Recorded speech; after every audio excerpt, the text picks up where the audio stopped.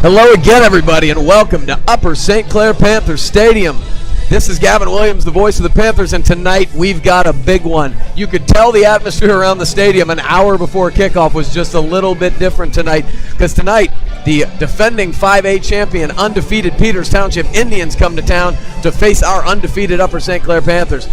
I am absolutely enthralled by my color man tonight. He is a brilliant young man. He was an excellent player here for the Panthers. In 2018, he graduated, went on to John Carroll, did great things there. Jack Burton, thank you for joining me. Thank you so much for having me, Gavin. Like you said, this is an awesome atmosphere here tonight. The parking lot was packed an hour before the game. The weather's starting to cool down. It really feels like one of those fall football nights as we're ready to get into conference play here.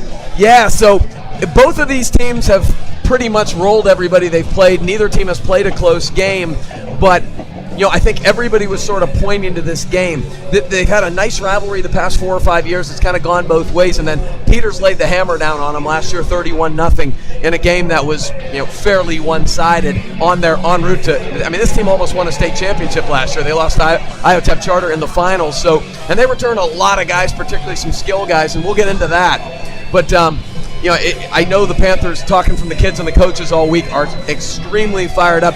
When you see games like this, Jack, do you really sort of reflect back on these real big rivalry games you played in? Oh, absolutely. You got to love the local rivalry games. And I'll tell you what, those Panthers don't forget that game from last year, and they're going to be super juiced to get out here and get a chance to redeem themselves, get some payback on the local rival here.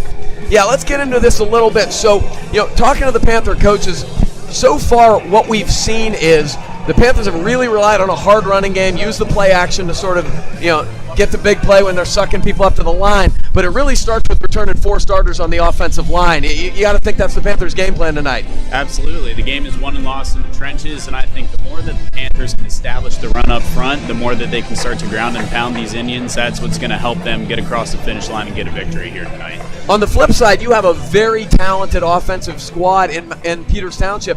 Nolan DeLucia, their junior quarterback, has been record-setting basically in his year and a half as a starter. He's been fabulous. Has 3 outstanding receivers. Nick McCullough, number 24, will be the guy you really have to watch. He's the big play guy. Lucas Shanafelt and Lucas Rost are both excellent as well. But do not put back. They have a 2-headed monster in the backfield. Cole Newpaver has been excellent in the backfield, and also Nick Corey, who's another guy to watch on defense. So, when you talk about that many threats on offense for Peters, what is the strategy, would you think, in terms of the Panther D? Yeah, absolutely. They have a super, super talented roster, especially on offense. And I think the best thing that the Panthers can do is those DBs got to be able to hold those receivers, and the front seven's got to get home.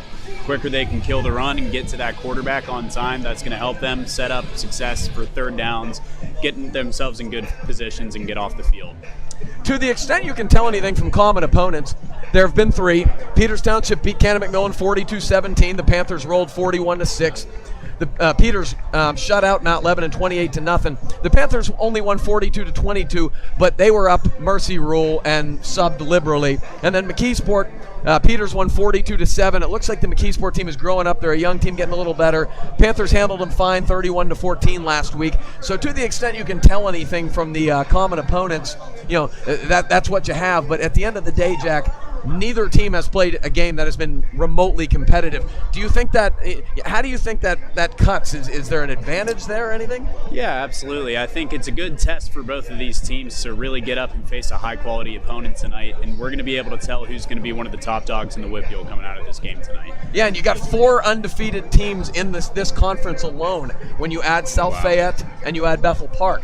People argue that those are 4 of the top 5 teams in 5A, so it's crazy. You feel like if you win tonight, you are rolling, and if you lose, you feel like you got to panic a little bit because Moon only has 1 loss, who's also in the conference. So it's just crazy competitive in the South Hills this year. Crazy competition in 5A and in the South Hills in particular. It's what we love about these games. They're playing up against guys that they started playing when they were 5 years old. So there's a little extra edge to these kind of games, and it's going to be a lot of fun to watch these boys tonight.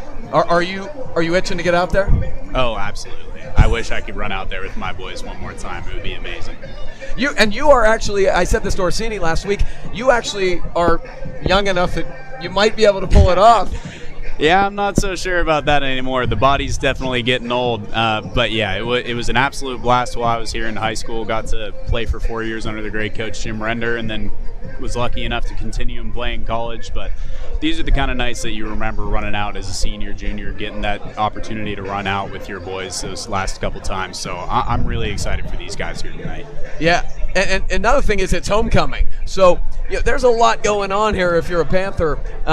But at the end of the day, we're here for the main reason here, and that is to play an extremely competitive football game. And you can also feel it up in the press box here. You look around, it's about twice as crowded as it usually is. You have media.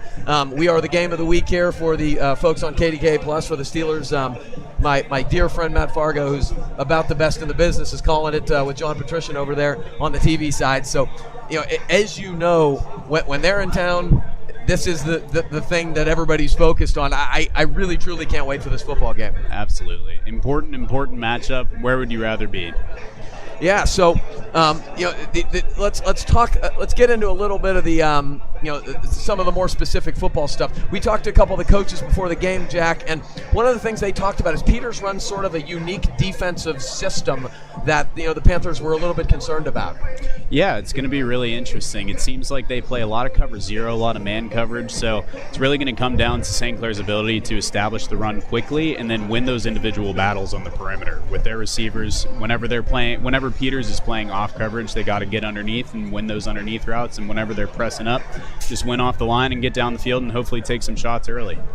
Yeah, Coach Core was telling us the two of the guys you really have to watch are the two outside linebackers. They come in hard, because they have a real tight front. And so the guys you may want to be watching are number 10, Mickey Vaccarello. He's a Stanford recruit. And then number 14, Reston Lehman. Reston Lehman's had a couple big interceptions. He had a pick six a couple weeks ago.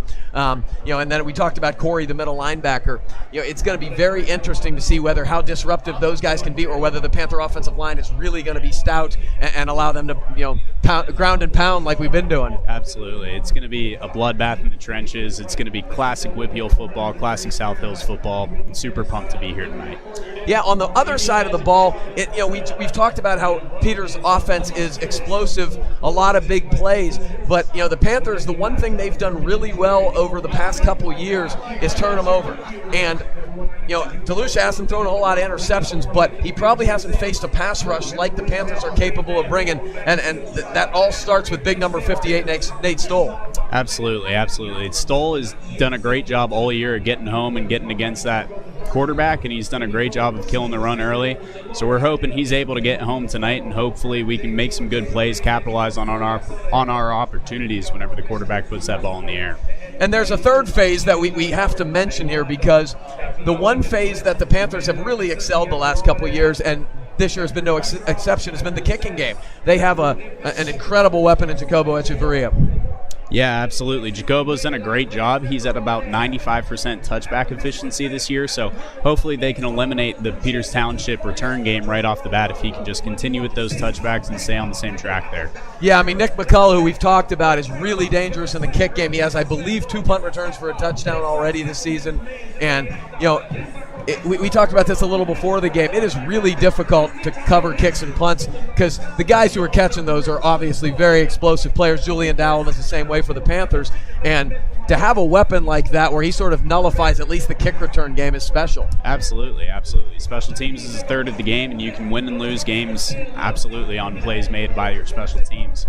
We always say there are like 4 or 5 plays a game that are going to determine the outcome, and one of those is typically on special teams. So hopefully with Jacobo being the way that he has been, we can eliminate that threat from Peters tonight. A guy we haven't talked about yet, but probably should, is Ethan Hellman. He's a junior, but he's already started for pretty much his entire career here at St. Clair. And he hasn't thrown the ball a ton this year because he hasn't had to. They've run it great. They haven't really been that many close games, but when he has, he's been super efficient. He's only thrown 1 interception. He's thrown about 10 touchdowns. And having a veteran signal caller like that in a game like that has to sort of give you a little bit of confidence, does it not? Absolutely.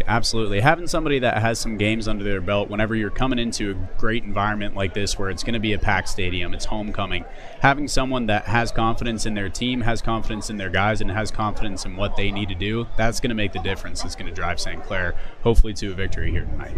Yeah, there are so many fascinating plots to this game. I really can't wait for it to get going. You have Dante Corey and John Banbury, who've been just an amazing two-headed monster running the football, getting downhill, and obviously the Panthers are going to try to bang it, but Peters knows that. And then you have these great matchups on the perimeter. The guys we haven't talked about yet: Charlie Bywalski, Bryce Jones, Julian Dallum, who all have been outstanding in the passing game for the Panthers. Those are also the secondary guys, and on the flip side, the guys we've talked about on the flanks for Peters Township are outstanding in the deep on the defensive backfield. A guy we should also mention, Darius McMillan, number one, who's just an outstanding border safety for Peters Township. His brother's a standout for Pitt, and he's a guy who can really impact the game. So it will be interesting for me to see it when the Panthers have to go to the pass game, or if Peters commits a lot of numbers in the box.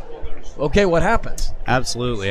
Especially against cover zero, it's going to be interesting to see when St. Clair decides to take their shots. If Peters pressing early up against the line against those perimeter receivers, I would expect St. Clair to hopefully take a couple deep shots, maybe get an early lead, and then they can look to establish the run. And that's when you're going to look for Bryce Jones, number one. He can really take the top off. Absolutely.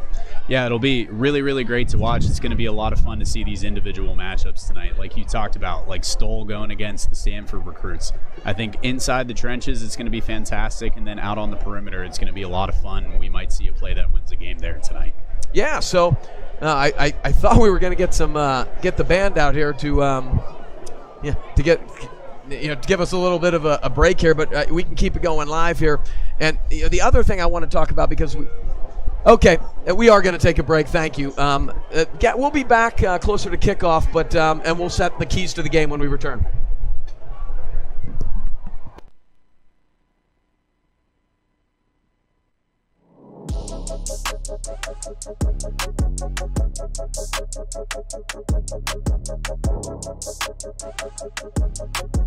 He is in, Dante Corey.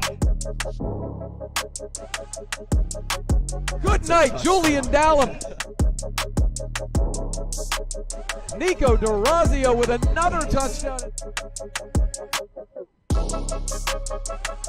He's in the end zone. Ethan Hellman. That's Dante Corey. That's going to be a Panther touchdown. Oh, this is unbelievable. The floodgates have gone wide open for the Panthers. That was an incredible one. There he goes. Wow. He's at the 40, the 30, the 20, the 10. Nobody's catching him.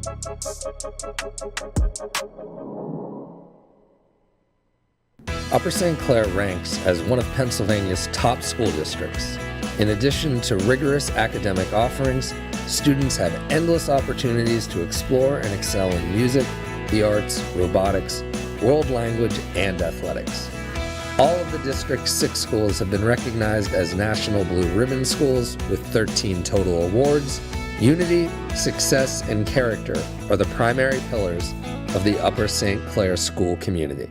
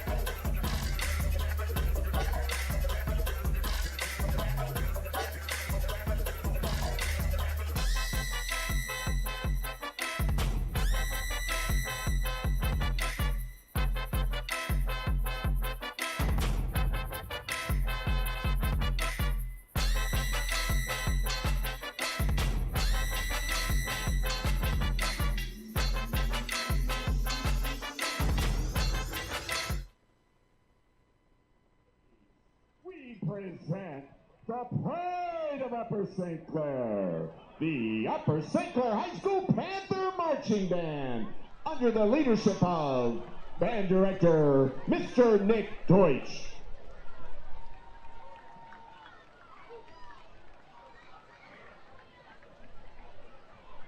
Joining the 24-25 edition of the band, we welcome the USC Varsity Cheerleaders and Dance Team. We open with the international award-winning hit by the English rock band Muse. This is Uprising.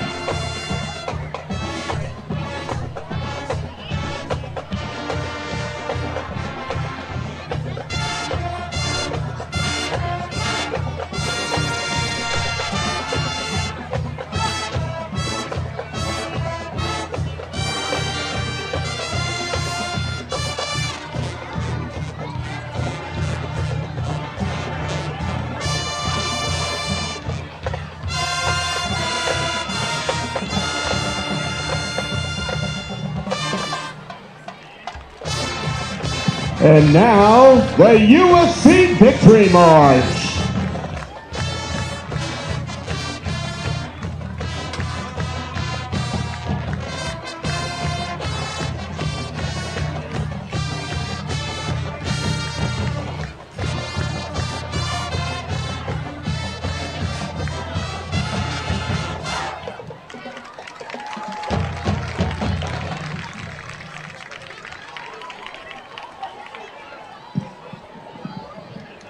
At this time, if you are able, please rise. And gentlemen, please remove your hats for the playing and singing of the national anthem, followed by our USC alma mater.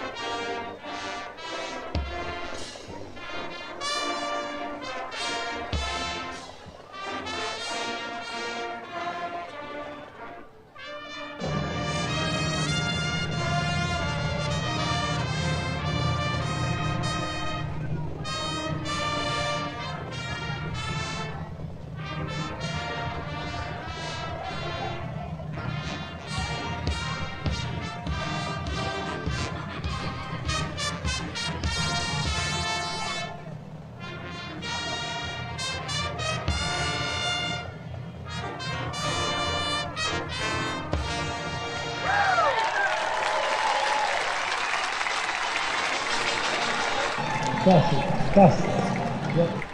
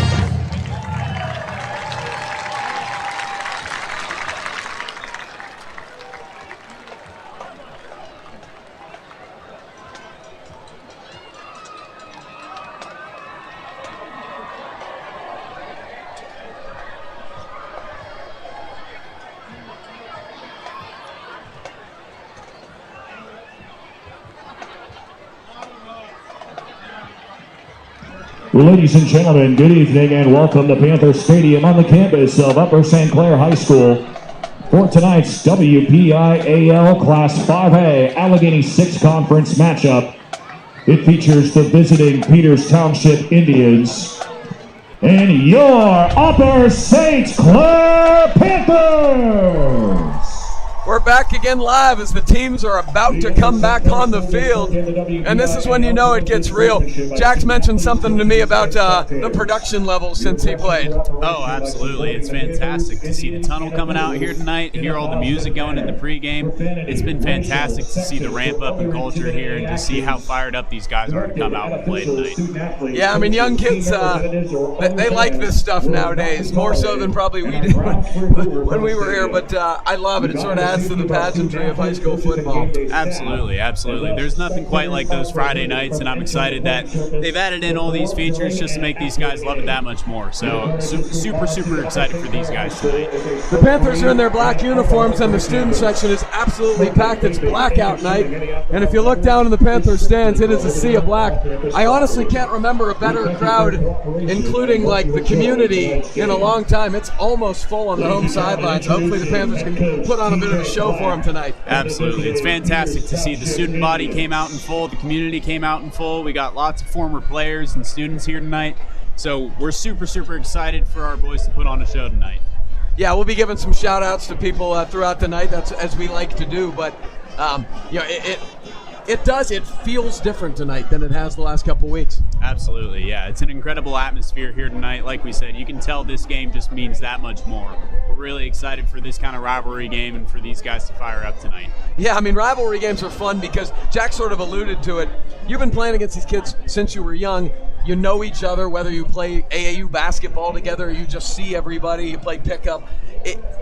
And so bragging rights are the most rival things you can get. Oh, absolutely, absolutely. When you're going up against somebody across the line that you know well and you know you can talk smack to them before and after the game too, just means that much more if you can get that extra edge. Yeah, whenever we're playing the Peters and the Lebos of the world, I'm always, letting my kids know, you are going to run into these people a lot the rest of your life. Do not let them have bragging rights on Absolutely, you. absolutely. So, are we doing do we want to do keys to the game? Yeah. Okay, keys to the game now. So, we've talked about a couple of these things in the open, but for the Panthers, establish the run's got to be number one, correct, Jack? Absolutely, absolutely. This game is going to be won in the trenches tonight, so if the Panthers can establish a run early, that's going to lead them to success throughout the game.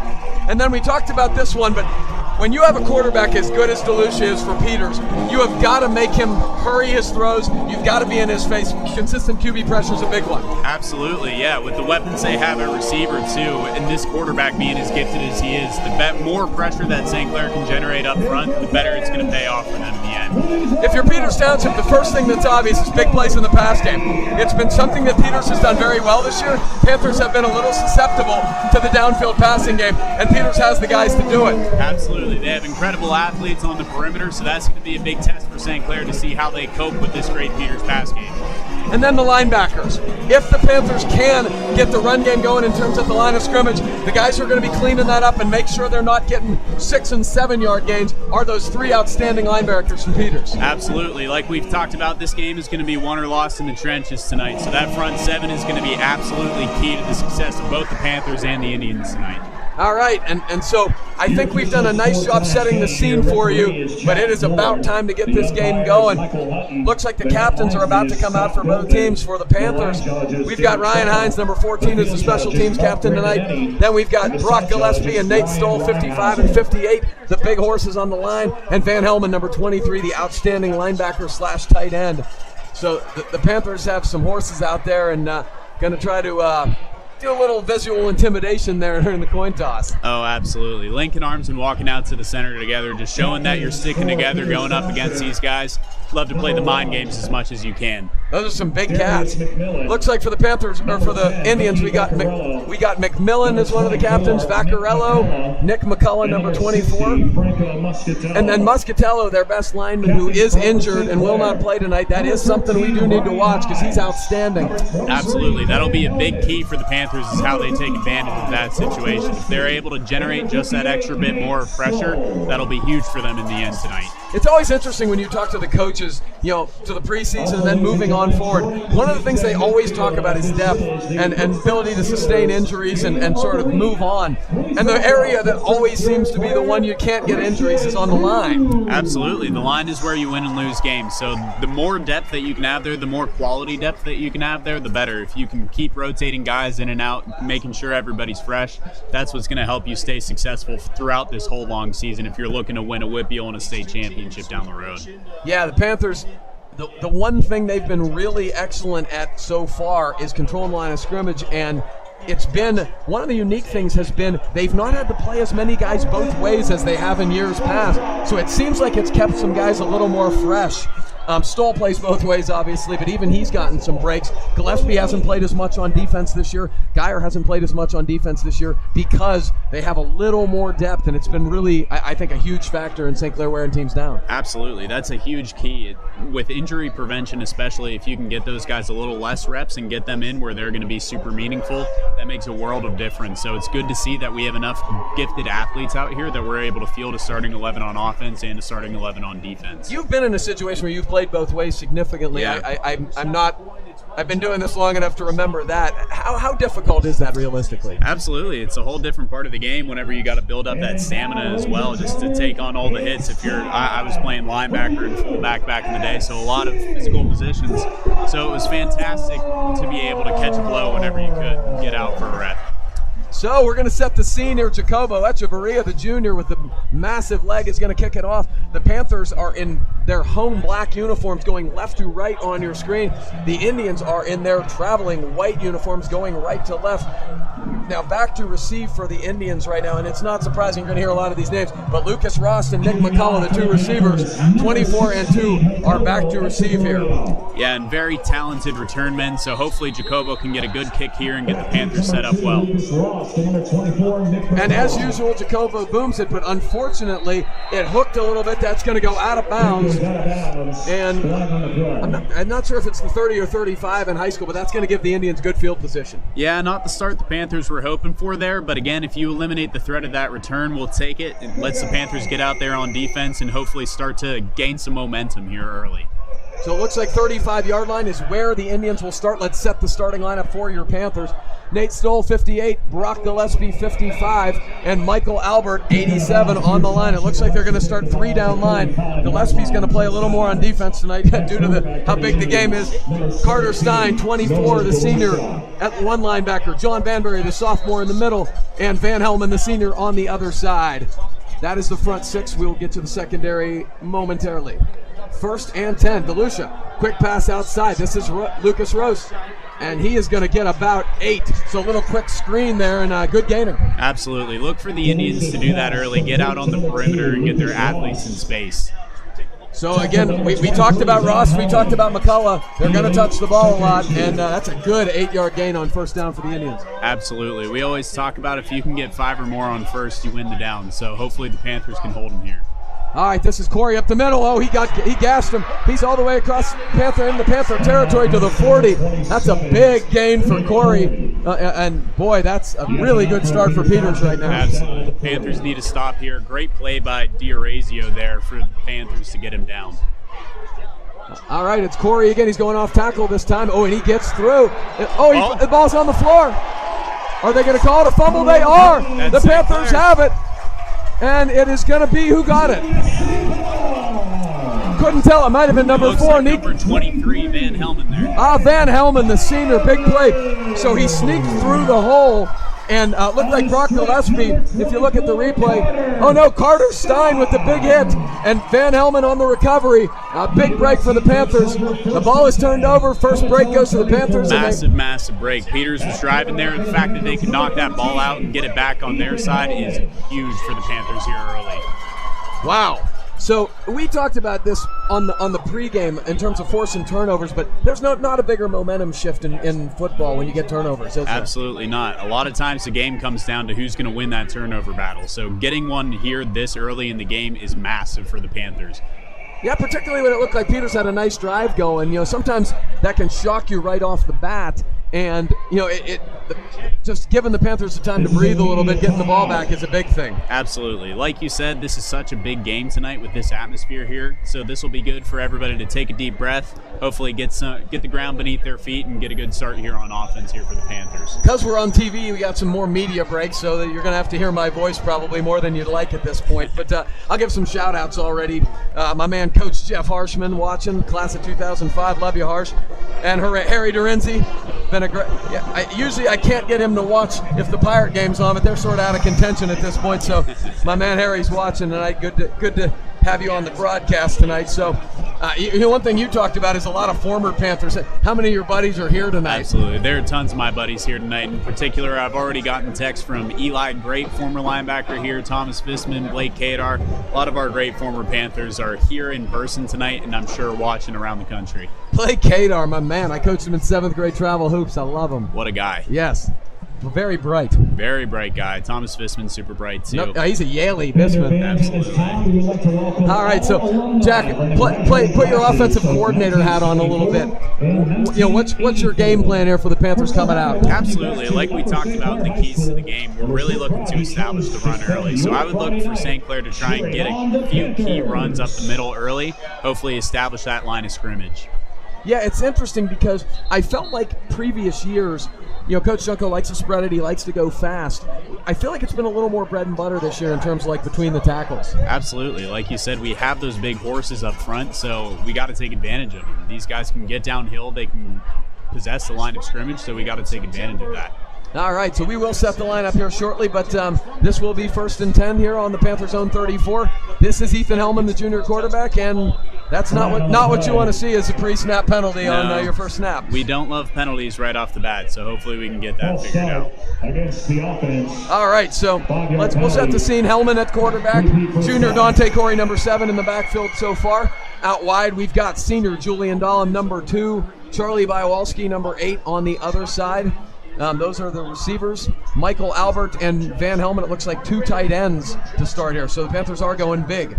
Here, this is Dante Corey going to his left. Cuts through. Nice little run. Good forward lean. Gets back to about the original line of scrimmage. Great first down run, especially getting backed up like that. Getting back to the original 2nd down and 10. That's a fantastic start there by the Panthers. Yep. Got Bryce Jones, number 1 here, also in a receiver spot. We have on the line of scrimmage Bobby Fleckenstein at the right tackle, the senior. At the right guard is Brock Gillespie, 55. Mason Geyer, the big junior, number 70 at center. At left guard, Nate Stoll, 58. And Reese Perrine, the junior, number 74 at the left tackle. So it's got 2nd and 10 here for the Panthers, and they are sort of heavy set here. Now they got a man, Dante Corey, sort of going in motion. This is Julian Dahlem on the Wildcat. Not much there. Very stout. Only about a 2-yard gain here. Yeah, we've seen a good bit of that from St. Clair this year, switching to that Wildcat. When you have weapons like Dahlem, you got to take advantage of that. Hopefully, with 3rd and long now, the Panthers are going to be passing. Hopefully, they can get an advantage here on the perimeter. Yeah, it's very interesting. We talked to some of the coaches, and they talked about how the linebackers are really sort of up towards the line of scrimmage, slanting in, and you can see where Vaccarello 10 and 14 Reston Lehman are. It's basically like playing a 5-man front. Absolutely. As you can see, there are no deep safeties here. We're in cover 0, but the Panthers are going to look to run it still, and Dahlem just about gets there. It's going to be close. Yeah, they said his knee hit back at about the 42, so it's going to be about 4th and, let's say, 3. 4th and 2, it looks like. So it looks like they're talking over on the sidelines what you're going to see for the Panthers. The way they run the football, they've gone for it in a lot of situations like this, even on their side of the field. Yeah, the offense is staying out there right now. They're really looking to establish that dominant run game early. So let's pound this here and get a first down. I like it. Play to your strength. And, absolutely. Coach Junko's not risk averse, and that's the thing I like about him. So this is still Dahlem. He's in the backfield. He's going to go to his right. And he is stuffed. Like so Mickey Vaccarello, the Stanford commit, was in the backfield, forced him inside, and they got nothing there, and it will be a turnover on downs for the Panthers. Absolutely. Like you said, high risk, high reward. We were looking to establish the run early. Now it's going to come up to the St. Clair defense, see if they can get a big stop here. Jack, they look like they had a lot of numbers in the box, which, cover zero we talked about. What do you think the adjustment is for the Panthers to that? I think the adjustment, if they have that many guys in the box, is you got to start taking some shots. If you want them to make a lighter box, you got to start passing the ball downfield, and hopefully they bring a couple guys back in coverage, and then you can really start to establish that run game. Yeah, it's sort of what I was thinking. Austin Middleton, number 50, the senior, is in at nose. Otherwise, looks like the same guys. We got Jones, Bywalski, and Dallum at the corners. Nico DeRazio and Drew Sanderson, it looks like, at the safeties. It's a draw.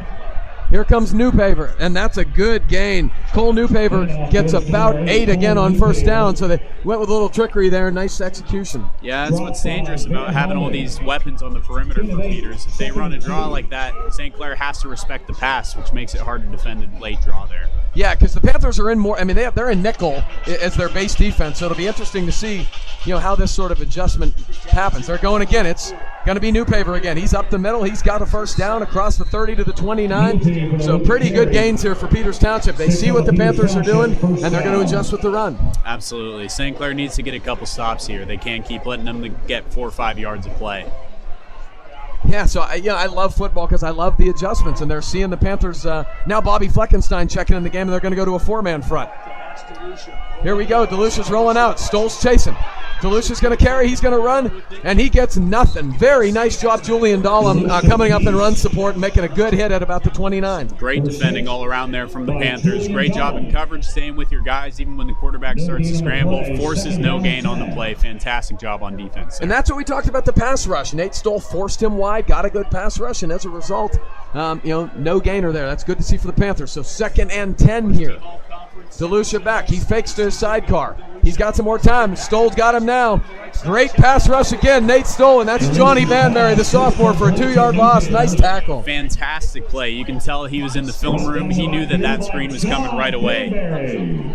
And there's the pass rush we talked about. If you're watching the replay right now, again, Stoll is in there. They cannot handle him, and he made him throw quickly, and he blew it up, and Vanberry was all over that play. Fantastic play all around by the Panthers there. Nate Stoll getting home, like you said, on the pass rush. Vanberry in the film room watching, knew that screen was coming. All right, 3rd and 12. The Panthers look like they're only going to rush 3. Let's see if we can get a good coverage here.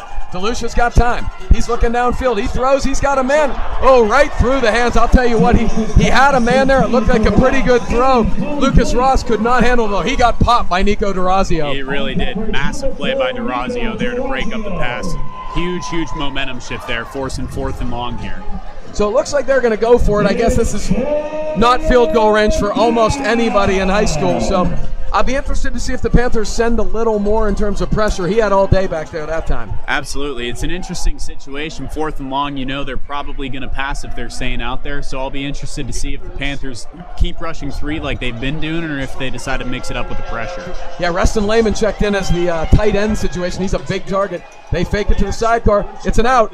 That's fine, but that isn't going to be a first down regardless. Incomplete. Good coverage by senior Charlie Bywalski.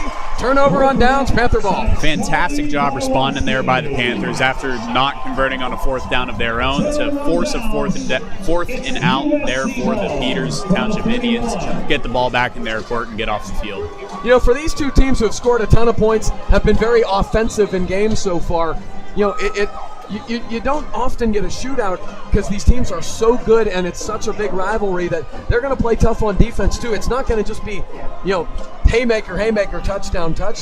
Absolutely. Like you were saying, Gavin, these games, a lot of times you see teams wanting to minimize mistakes more than they're going to take the big risks. So both teams, you can tell, are feeling each other out here early and deciding what's going to work best for them for success down the road.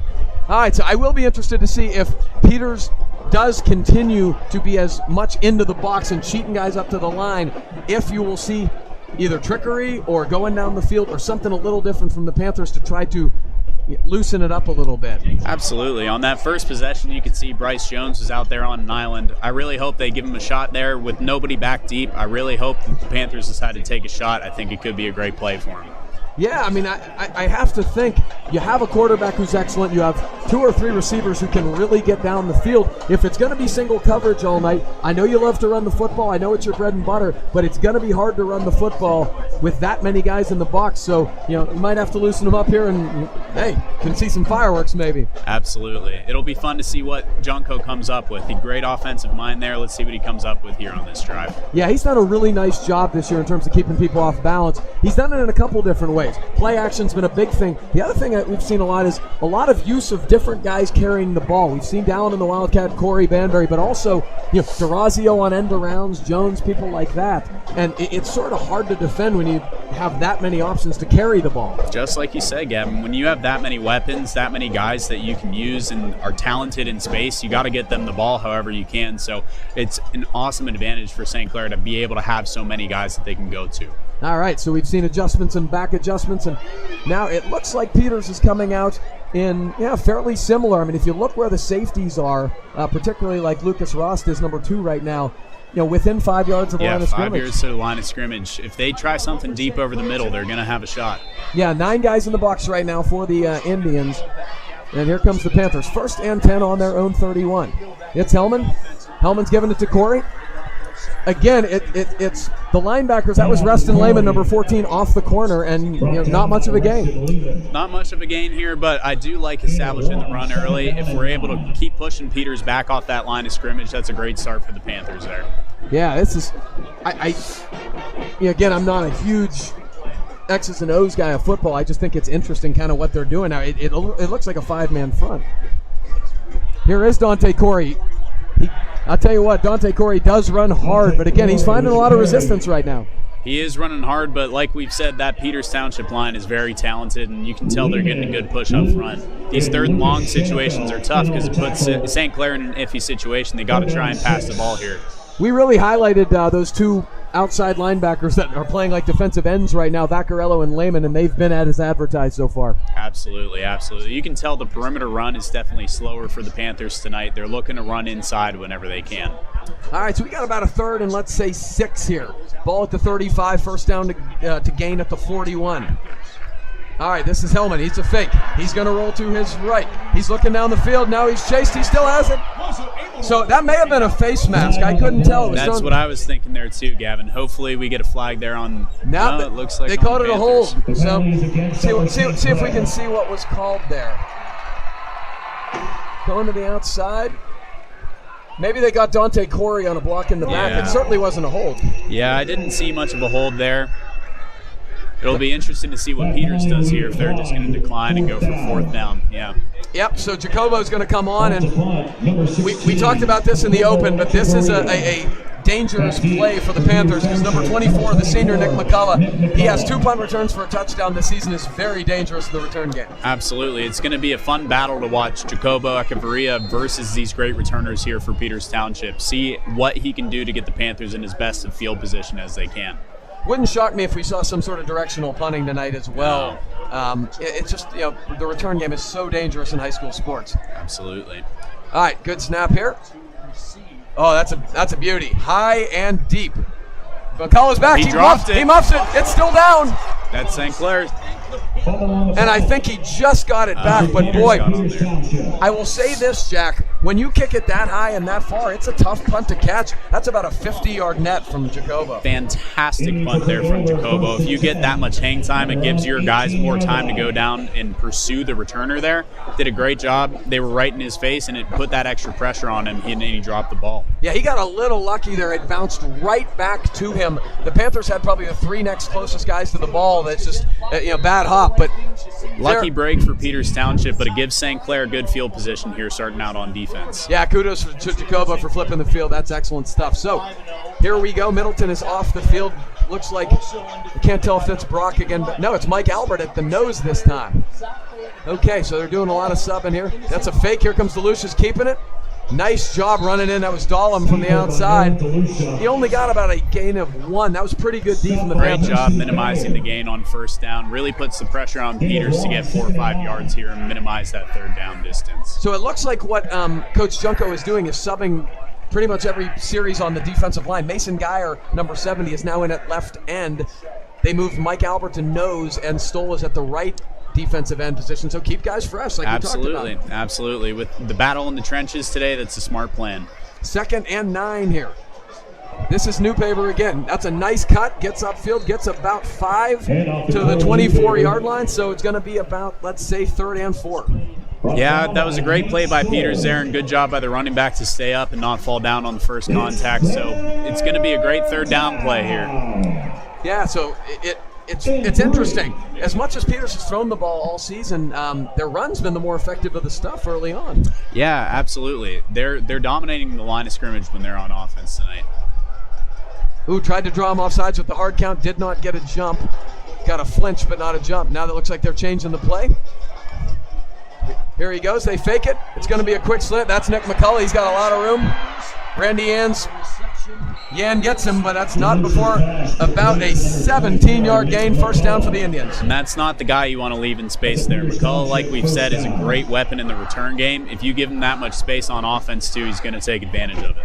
Yeah, if you remember the name, that family, quite an athletic family. Brother plays football at Carnegie Mellon, very good hooper. He's also a hooper, and the parents were both Division I athletes, so comes by it naturally. 1st and 10 at the Panther 40. This is Newpaver. He got a hole. Nice job by Hellman coming up, but he stays on his feet. Vanberry's going to get him, not quite to the ground. He's still getting pushed. I cannot believe they haven't blown the whistle yet. Wow. It's going to be a 1st down. I'll tell you what, his forward progress was stopped back at about the 46, and they just kept letting him play. It was. That was a great first pop there by Hellman, but they need to do a better job of getting the Peters Township running backs on the ground. They need to wrap up and make sure he gets down there. Great run there by the Peters Township running backs. Yeah, so 1st down into Panther territory at the 48. And I guess the biggest surprise for me so far has been the Peters Township offensive line's really been excellent so far. Panthers going to have to stiffen here. 1st and 10 at the Panther 48-yard line. DeMary has it. That's another draw, and he's got room again, Newpaver. The linebackers are doing a nice job coming up making tackles, but it's 4 or 5 yards down the field. Absolutely. That's the big risk of only rushing 3. You do have more guys there in coverage, but it leaves that lighter box, and they're able to get 4 or 5 yards every time they run the ball. That was a nice tackle by junior Beck Shields, number 9. Came up and really laid the wood, but got a 3-yard gain here, and the Panther linebackers are going to have to cheat up a little bit if they're going to keep doing stuff like that. Absolutely. It looks like they have 4 down here on this next play. Let's see if they can get a stop. So this is a fake. They're going to throw this time. It's to the wide receiver bubble screen. Oh, that's just Fantastic great stuff. Play. Charlie Bywalski, number 8, fresh off getting an offer from Richmond this week, and he's earning it now. Beautiful. Fantastic play there by Bywalski to beat that block out there on the edge, get around, and get his guy on the ground. Boy, that's such a tough play for a corner. He did a great job there as you watch on the replay. Absolutely. Out there on an island to come up and make a play like that. Great job there by Bywalski. All right, so 3rd and 7. 2 minutes and 40 seconds to go in the first quarter. Been a fascinating game so far, but Panthers going to have to get a stop here. All right, here is DeLucia. He fakes the handoff. He's going to throw. It's a slant. It's McCullough. He's open. 1st down. That's going to be about a 15-yard gain. Randy Ann comes up and makes the tackle, but not before another Peters 1st down. It seems like a little too easy on the pitch and catch. Yeah, the Panthers are playing a little bit too far off there in their initial alignment. It's letting these guys like McCullough get easy underneath passes, so hopefully they can play up a little more. All right, going to be another slant. It's McCullough again, but going to be he bounced it to him. So a little fortunate for the Panthers, but incomplete, and that'll be 2nd and 10. Good play there by the Panthers, forced the incompletion. 2nd and 10 sets them up for good success down the road. Jack, if you were playing DC here, would you be taking a few more chances in terms of like either getting some numbers into the box or some blitzes? I think you got to start running a couple pressures here just with 3 guys down up front. It leaves them, like we said, with this lighter box. They can run draws. They can run inside zones all day for 4 or 5 yards. So you got to start taking a risk here. All right, 2nd and 10. It's Newpaver again. He's going to cut. Oh, that's a great play from Nate Stoll. John Banbury comes and finishes him, but when you need a big play on the line, 58 steps up and does it. That's a great job getting off the block. Absolutely. You don't need to draw up pressures when you got guys like that getting the job done up front. Great job there by Stoll. This is a big play because it's probably 4 down territory again based upon what we saw earlier. So 3rd and 8, and I will be interested to see, like, based upon what we talked about, if the Panthers do something a little different on the defensive side of the ball. Yeah, you can see Bryce Jones here is starting to line up a little bit closer to the line of scrimmage. and those linebackers are starting to get a little space, hopefully fill the seams. Looks like they're in cover 2 here. All right, they fake again to the side guard.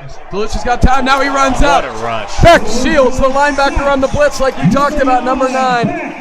Beck Shields, great 2-sport athlete, great lacrosse player. That was a beautiful rush. Fantastic job here. You'll watch on the replay. Beck Jones beats his man across the line of scrimmage and just gets the quarterback on the ground. Great play. So, looks like they may punt here. It makes sense. This is 4th and 13, and the Panther offense hadn't gotten going yet. You might as well play field position. Absolutely. Big games like this, too, like we were talking about. Teams want to minimize risk. If you can get them in a worse field position, you're going to take that opportunity. Reston Lehman punts, too. Wow. He's doing it the rugby style. He rolls out, let it go. And that's going to be a touchback. Good job by Durazio faking like he's going to catch it, and the Panthers will get it on the 20 with 44 seconds to go in the first quarter. There we go. Good job forcing the touchback there. The Panthers got to be aware of that, though, with that rugby-style punt. He might try and run that later in the game. Yeah, it's funny. The coaches always battle this. Do I really want to punt on the opposing 35? But, it's 14 yards to go. You only gain 15 yards of field position. That's kind of why coaches go for it a lot. Absolutely. When you have an athlete like that back there as your punter, you can go ahead and take that risk sometimes. Yeah, I saw him when he was rolling left. I assumed he was rugby-style punting, but that's a big guy to get downhill, too. Absolutely. If it's 4th and 5, we should probably watch for that.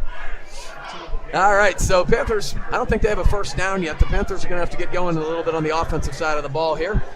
Now they're in a really heavy set package here, full house backfield. This is Corey, and he's got nothing. They are just sending guys in the backfield right now. They had 2 guys in the backfield. That was Vaccarello again, and about a 3-yard loss there for the Panthers, so really not much on offense at all so far. No, you can definitely tell that Peters D-line is super, super stout, and with that stacked box, it's just hard to get anything going in between the tackles. I'll be interested to see if the Panthers are willing to take this down to the end of the quarter. Uh-oh. This is bad. We've got an injury. Looks like Dante Corey there. Boy, that is bad news for the Panthers. Dante Corey is having an unbelievable season at the back and at the running back position. John Banbury, the sophomore, number 6, is coming into the football game, but the problem with that is he also plays on the defensive side of the ball. Very important in the middle linebacker. Let's hope Dante's okay. Yeah, let's definitely hope Dante's okay and see if Banbury capitalizes on his chances here. Yeah, so stylistically you have 2 very different backs. Dante loves to hit the whole one cut and go. Bands is more of a bruiser. So this will be interesting for me to see sort of the dynamic. Maybe, you never know. I mean, styles make fights, as they say. Maybe Bands will be a more effective back against this defense. Absolutely. When you're looking at a defense like this that is ground and pound just as much as our offense is, Banbury might be the better matchup here. It'll be interesting to see how it plays out here in the second quarter. All right, so that'll be the end of the first quarter. We've seen some first downs, some field positions, some things like that, but ultimately, no score. So we're still waiting for somebody to draw first blood. All right, Jack, based upon what you've seen at the first quarter, if you are Mike Junko, what is your message to the Panther squad here between quarters? The big message to the offense is keep going hard on the offensive line and try and establish that line of scrimmage. And if I'm Junko here, I might try and switch it up, go for a quick pass. Defensively, tell your guys to keep making plays. They're putting themselves in great positions here by being able to stop the Indians on first and second down. Setting up good third down on the defense. So just keep doing what you're doing, get off the field, and hopefully that sets us up for a couple shots here in the second quarter.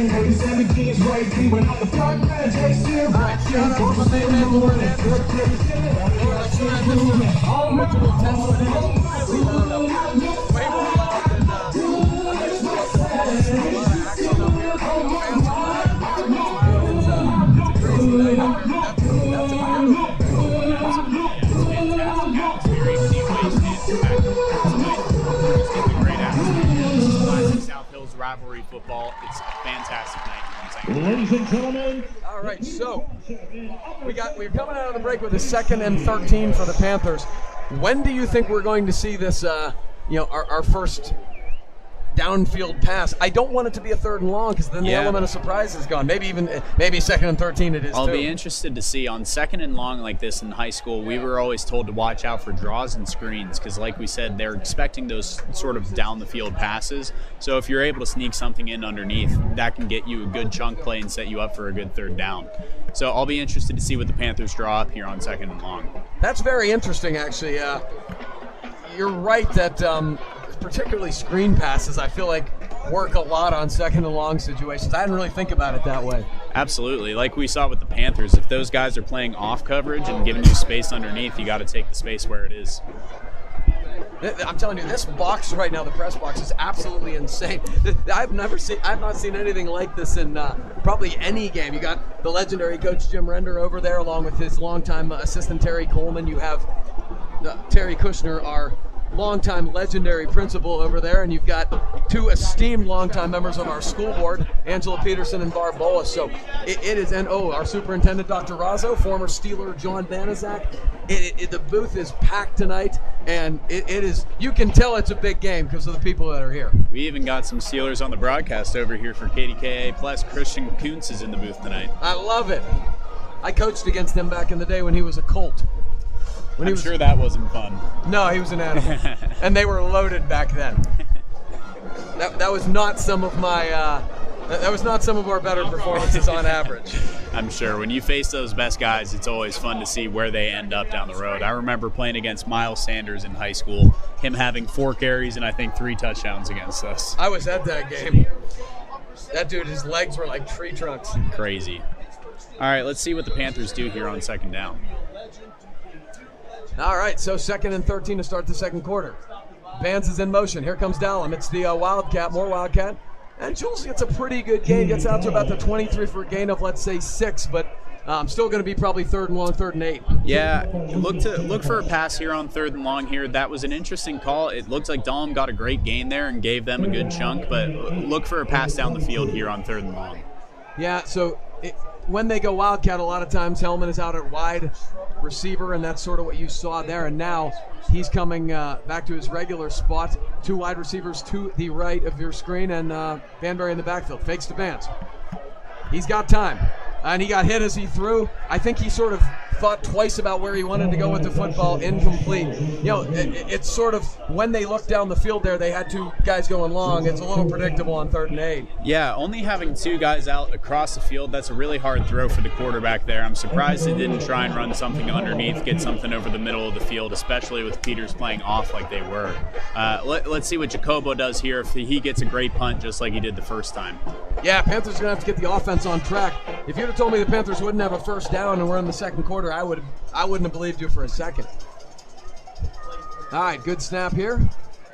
Ball is booted. Nice directional kick here. It's going to bounce. McCullough's going to get up and field it and going to go right out of bounds at the 38. So once again, really nice job from Jacobo. Gets about a 45-yard net, and he's really done a nice job with field position. Absolutely. Great directional kick there. Just forced the return man out of bounds quickly there. Good job getting them off the field and putting Peters in a tougher spot field position-wise. Got to give a shout-out to Jamie Gardner, the junior. He's done a really nice job snapping on the punch. You know, it's funny. That never gets any love until something bad happens. Absolutely. He's done a really nice job. Yeah, long snappers, holders, know that we love you because we know how important your job is. So thank you to all the great long snappers up there, like our guy Christian Kuntz in the booth right now. Yeah, it's not easy, and people assume it's easy, but again, you know, it only, when something bad happens, then everybody wants to, you know, go nuts, but that's 90 times in a row they do it right. All right, 1st and 10. Ball on the Indian 37. Sidecar Newpaver. This is going to be another wide receiver screen. This is Lehman outside.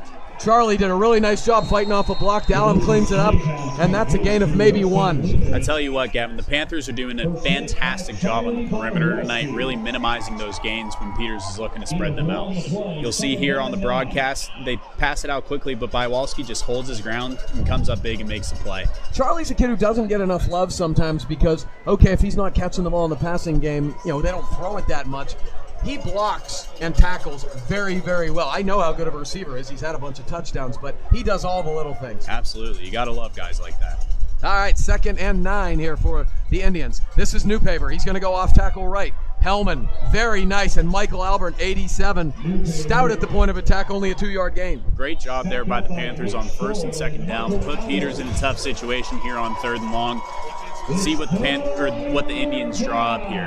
Yeah, when Alex Park's here, he always talks about staying on schedule. If you can get him in 3rd and long, just like the Panthers have been in 3rd and long, it becomes a lot harder. Absolutely, absolutely. You force them into a passing situation here, so let's see what the Indians draw up. Caffrey Duplessis, number 5, another D-back into the game. He's got time, now he runs out of time. There was another blitz. That was Banbury, and he just throws it away. But so that's twice they've done that linebacker blitz up the middle, and twice they've gotten home. Good stuff from the Panther coaching staff. Absolutely. Cool to see in the first quarter them showing the lighter box here, but you can see on the broadcast here, we're bringing the extra pressure there with Banbury. He almost gets home, gets the sack, forces the incompletion there. Great play by the Panthers. Even Dallin was in there, so might have been a corner fire too. Yeah, absolutely. But you have a quarterback as good as DeLucia is, and Nolan DeLucia is excellent. Make him uncomfortable, and the Panthers did a nice job there. Both defenses are doing a great job at slowing down these explosive plays here tonight. All right, so 9:55 to go here in the second quarter. This is Reston Lehman. He's going to punt it. Oh, and he missed that one. He shanked it off his left foot. That's going to be maybe a 10-yard, 20-yard punt max. Yeah, that's a big break there for the Panthers. Get great field position coming out of the break there. All right, so 43-yard line, the Panthers will have the football. It's interesting, Jack. You know, it looks like you are seeing these adjustments in real time. You talked about how Panthers might have to get a little less predictable in terms of their defensive stuff. You've seen it and it's worked. Absolutely, yeah. The Panthers are doing a great job adjusting. Their DC is doing a great job adjusting there real quick. Calling extra blitzes, mixing some looks up defensively, and really keeping the Peters Township team uncomfortable. All right, so now the Panthers have the ball again on offense. And, Jack, I have to think first down is really key here, and I have to think we might see something a little different here on first down. Yeah, we'll see what Junko draws up. We've been pretty consistent running it in between the tackles on first down. It would be nice to see a quick pass on first down to mix it up.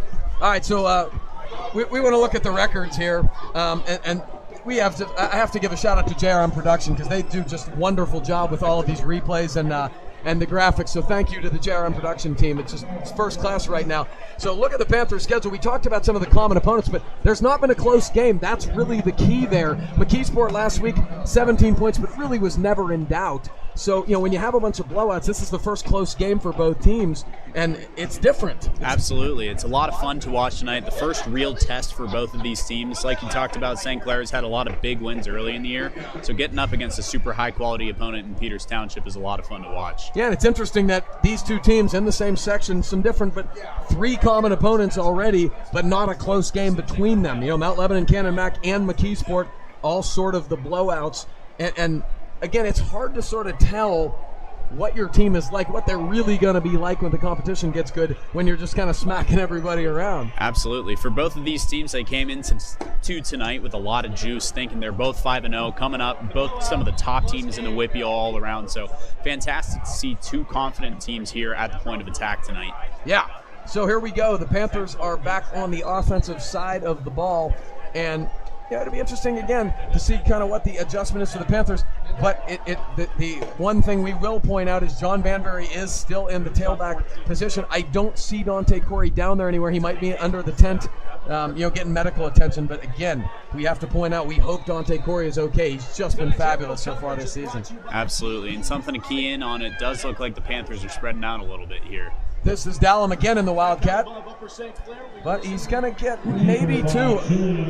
It's so interesting to me. They just came trying to go downhill inside. That was Corey again, the linebacker, Nick Corey from Peters, up the gap, and only a game of 2. So, maybe the Panthers don't want to make the first big mistake. Maybe that's it. They are doing a good job of trying to establish the run game, and who knows, maybe they call a couple play actions down the road where Peters is going to come up and bite on that run, knowing St. Clair's been going back to that, and hopefully that opens up opportunities down the field. Yeah, give credit again. We've talked about it, but give credit to the Peters Township front 7. They've been outstanding so far. So 2nd and 8 here from their own 45. This is Dallum again in the Wildcat. He's running to his right this time. He sneaks up the middle, but there's just so much pursuit. That's Mickey Vaccarello once again, number 10, and Reston Lehman, 14. And maybe a gain of 2, but just still not much there. We've been talking about it all night. That Peters front 7 has been fantastic. So St. Clair really needs to mix it up here. If you keep being predictable and getting yourself into 3rd and long situations like this, they know that you have to pass now. Just puts yourself in a bad situation. Yeah, 3rd and 6. It looks like Hellman is going to be back in the traditional quarterback situation here. Beck Shields coming out of the game as a tight end, so they're getting another wide receiver in the game. It's going to be 3 wideouts. We've got Jones to the near side of our screen, Dallum in the slot, by Walski far out to the right. And it looks like Coach Junko is going to call a timeout here. Yeah, look for the Panthers to spread it out here on 3rd and medium, see if they draw up something underneath, especially with these Indians playing cover 0 and giving a little bit of space off the press. So if you were sort of designing something here, what would I be looking for here that sort of is along those lines? It looks like the Peters DBs are playing 5 to 7 yards off, even though they're in cover 0. So again, giving a lot of space off the line of scrimmage. If I'm a coach here, I'm calling something like a slant or an under route. Really get the guys over the middle of the field quick, get the ball in your playmakers' hands where they have some space. Would you say this the first quarter and a half of this football game, has there been anything that's really surprised you? No, I would say going back to my days at St. Clair too, it looks like they're trying to establish that line of scrimmage, really dominate that front 7 look, and especially on defense too, they're doing a really good job of holding tough, holding strong. No crazy shots so far, which I think is par for the course, and I'll be interested to see which of these 2 teams opens it up here later in the 2nd quarter. Yeah, I mean, I just think they need to make a first down and establish some sort of positive momentum. It seems like they just haven't been able to get going at all. When you can't, the 2 things happen. First of all, you sort of have a confidence crisis, and the second thing is your defense gets exhausted. Absolutely. Like you said, Gavin, getting momentum on our side would be huge. If we could get something rolling, establish a bit of rhythm here on offense, that would be fantastic. Yeah, so this is kind of a big play. I mean, to the extent in a 0-0 game with 8 minutes to go in the 2nd quarter, you can have a big play. I feel like it's a bit of a manageable 3rd down. It's not as long as some of the others. It's 6. And they absolutely need to establish some positive momentum on the offensive side of the ball right now. Absolutely. Like we said earlier, there are 4 or 5 plays every game that determine the outcome of the game. And with 2 teams that are as good as these 2 are and are dominating the line of scrimmage like they are going to battle in there, eventually one of them is going to crack and a big play is going to come. All right, so the other thing I think that's been a little bit surprising to me is how much of Dallum and the Wildcat we've seen. I know the concept that the coaches like is there's an extra blocker. But at the same time, when he's in the game at that position, and he's a former quarterback, it's not like he can't throw the ball, but he's been running 98% of the time out of that formation, so maybe a tad predictable. Absolutely, like you were saying, and 2, just bringing in that extra blocker just means one more defender is going to be in the box for Peters. And with as good of a defensive line and linebackers as they have, you might look to spread out the perimeter a little bit more. All right, so here we go, 3rd and 6. This is Ethan Hellman. He has Banbury in a sidecar to his right. 4 receivers in the play. They're going to the bottom of the screen. Oh, they're going deep. Bryce Jones has a step.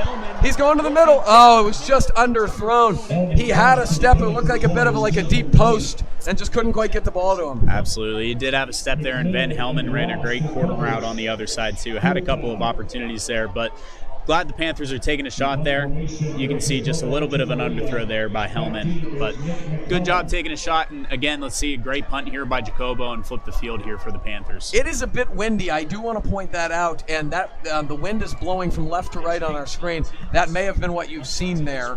Absolutely, just killed the ball up in the air. Jacobo into the wind. That is a heck of a punt. That is high. That is far. Wow. So a 53-yard punt, and I don't care if it's a touchback. You take that any day of the week because McCullough doesn't get his hands on it. Absolutely. Like we've talked about, you want to minimize the amount of times that ball is getting into McCullough's hands in space. So great job there by Jacobo, just making it uncatchable. It's interesting because all these D1 schools are looking at him, to my knowledge, what my understanding is, as a kicker. But what you're seeing tonight is Division I punting type leg. Absolutely, yeah. It's great having a weapon like that. And even if he does get those Division I offers for kicker, knowing that they have someone, if their punter goes down, like what happened to the Steelers week 1, Boswell stepped in and made a big punt. That was incredible, by the way. Absolutely. You have to be a fantastic athlete to do that. So knowing that you can have a guy that you can rely on to do both like that is massive. Yeah, nobody in my family had played football, so I wanted to ask people, do they actually practice that? No, yeah, that was a fantastic play by Boswell. So that's going to be a pre-snap penalty, false start on the Indians, so back them up 5. Yeah, I was wondering because, the kickers, punters, they're sort of on their own island out there. I wonder if just because they have some time on their hands, they occasionally practice punting, or they are just that amazing kicking a ball. Yeah, it's fantastic to see. I mean, they're just tremendous athletes, and you can tell they're just very gifted at kicking the ball however they do it. That's why they all become like scratch golfers when they retire. Exactly. All right, 1st and 15 here for the Indians deep in their own territory. There's the blitz. Oh, that's a dart. What a great throw. My gosh, an out route on a dime. That is a long throw, and he hit him beautifully. Great throw right at the sticks there. That's what we want to see for the Panthers there, is take a shot on 1st down. Good job by the Indians getting the momentum back after that early penalty. Yeah, Jeremy Politti, the junior, made a nice, it's just sort of an out route, but 15-yard gain right at the stick, 1st down Indians. All right, so get a little bit of breathing room away from their own end zone. Here comes the draw to Corey. Oh, that's a nice play by Michael Albert, the Princeton commit. You know, he looked like he had a seam there. Albert got him in the ankles and no gain. Big play there by Albert. Doesn't matter how you get them down. You can see on the screen he comes in just with one arm and manages to get the Peters Township running back down. Fantastic play by Albert. Really, to shed the block like that. He is such a strong kid, too. So Bobby Fleckenstein, 73, is back in at the right end spot. Albert at the nose right now. So, again, resting guys. But this is 2nd and 10 for the Indians. This is a little bit of a different formation here. They bunched 2 receivers to the slot right and very spread-like with one sidecar to the right. Yeah, it looks like trips down here on the field, 4 to the field. Let's see what they do here. Now Paletti's in motion. 2 and 2. Snap goes. They fake it. They're going down the field. Oh, Stoll pushed the pocket back, Fleckenstein. Bobby's chasing him. Here comes Albert. What a big play. Here comes Julian Dallum. It's going to be a Panther touchdown. There's one of those big plays. There's one of those massive plays like we talk about. Somebody had to crack at some point. Great job by the Panther pass rush you'll see here on the replay. Getting after the quarterback. They put the pressure in his face. Dallum comes up and makes a big play. So I don't think DeLucia saw, he was running away from the guy, but I don't think he saw a Mike Albert coming from the inside, and he got hit right as he threw, and it went right to Julian Dallum. Fantastic play by all 4 of the defensive linemen, just continuing to stay in their pass lanes, really force the pressure there, and great job by Dallum just taking his opportunity, making a play. All right, Jacobo on to kick the extra point. The extra point is true with 6:44 to go in the first half. Panthers strike first, lead 7-0. Fantastic X-play there for the Panthers. All the momentum is on their side now, and now you get to send your boys back out on defense again. That's the kind of stuff that gets you fired up, ready to go for the next possession. You know, the interesting part about that is I am not surprised it was Julian Dallum. When there's a big play to be made, it's almost always number 2. And, you know, it's funny, he's not a big kid. I don't know what his 40 time is or anything like that. I've coached him for a long time now. All I know is college scouts, you don't understand. All he does is make plays and win you games. He won me a Whippeal championship last year as my point guard. He is a winner, man. Coach has got to get on board with this kid. Absolutely. Fantastic family, too. His older brother, Ethan, was a fantastic athlete for the Panthers and is doing great things at Case Western right now. He's a receiver out there. Just incredible athletes there, the Dallum family. Also won me a Whippeal championship as a point guard. Got 2 Dallums, 2 Whippeal championships. The only difference there is Jules is back and has a chance to win another one this year. Yeah, it's fantastic. It's awesome to see all the success that the Panthers are getting on the court recently, too. That's fantastic to see. All right, I have to give a shout-out to our sponsor for tonight, Allegheny Millwork Lumber. I'm sure the Surdy family was involved in there. Allegheny Millwork is fabulous. Grant Surdy, who was a state championship running back in 2006, now his son Wyatt is a freshman on the football team. Shows you how long I've been here coaching because I've been through one cycle of that. But the Surdys are amazing. Allegheny Millwork Lumber, thank you for sponsoring Upper St. Clair Panther football in this broadcast. And it makes our game at the end. All right, so the Panthers have all of the sudden broken the tie and established a little bit of the momentum. There was kind of a stalemate going into that play. Absolutely. Big break there by the Panthers and awesome to strike first. It is interesting just with these bigger games and being on TV, you have these TV timeouts that slow down the play. So it slows down a bit of that momentum, but I'm excited for the Panthers to get back out here on defense. Yeah, it's kind of a bummer because I have to talk more, which people are going to laugh at, that's all you do is talk. But there's only so much I can possibly say during the breaks here. It is tough. It keeps us on our feet, too. Helps bring out the best in us in commentating. Yeah, well, you're doing a fabulous job so far, Jack. I appreciate having you. This is just really a joy so far. Of course, yeah. Thanks for having me. It's great to be back here at St. Clair at Panther Stadium. All right, and he married a Panther, so someday he's going to have to be another second-generation Panther like my kids will be. Absolutely. Big shout-out to the Engel family. Mary Claire, if you're watching, I love you. I have to think Peter Engel is watching in college. He usually is. Absolutely. Pete, if you're watching, somebody give me a shout. Absolutely. Peter, Will, you guys better be watching. You know I'm commentating. That is a bomb from Jacobo. He has the win this time, and that's going to be about 5 yards deep in the end zone for a touchback. Yeah, great job there by Echevarria, just forcing the touchback like we've talked about. The more you can keep it out of the return man's hands, the better. Great job by Jacobo. Yeah, shout out to my man Matty DeRubis. He said he was going to join us on our broadcast tonight from Ohio State. I don't even know how that's possible, but no bigger Panther fan than my freshman Matty DeRubis in Columbus right now. That's awesome. All right, so now the other interesting part about it is the turnover battle is 2-0. So if you're Peters Township, I assume you keep doing what you're doing, but it has to be in the back of your mind right now that, okay, we've opened it up a little more, but we've also turned it over twice. Absolutely. That's something they're going to go back to the quarterback with. Just minimize the errors there. If you're going to get sacked, take your sack, but you don't need to force a play there and force a turnover. They fake it. They're going to try to go left. It's a screen. Oh, nice hit. Wow. Randy Ann. That was a fantastic play there to break up the pass. I really like the call on Peters' point, but watch here. Quarterback gets out, throws a great pass, but it's just a fantastic play by the St. Clair defender to knock the ball away there. Yeah, got his left hand in there and stripped it and then laid him with the boom. If you're going to go across the middle and you get hit a couple times, you never know. That's great stuff from the junior Randy Ann. Absolutely. I do like the call there by Peters. Get the confidence back in the quarterback after throwing a pick. Say, hey, we trust you. All right, 2nd and 10 here from the 20. This is a handoff, and that's Bobby Fleck. Big 70. Oh, it's him down on the ground. Oh, it's back to the quarterback. DeLucia got it back. But 70. Yeah. It goes to Peters. They took it from him, but DeLucia was already down. So Bobby Fleckenstein, 73. Oh, now it's Carter Stein came in the linebacker and laid the boom. Oh, that was a really smart play. Looked like the Panthers were going to get it, and number 10, Mickey Vaccarello, hit it backwards. That is a really smart play there by Vaccarello, but the Panthers are swarming right now. They are hungry, and it is awesome to see. 3rd and long. Let's see what they draw up here. Big play from my man Bobby Fleck. Bobby Fleck's his uncle Joey played for the Panthers 1993, won a Whitfield championship. His mom Leslie, 94 grad. It's a QB draw. Oh, he's got room.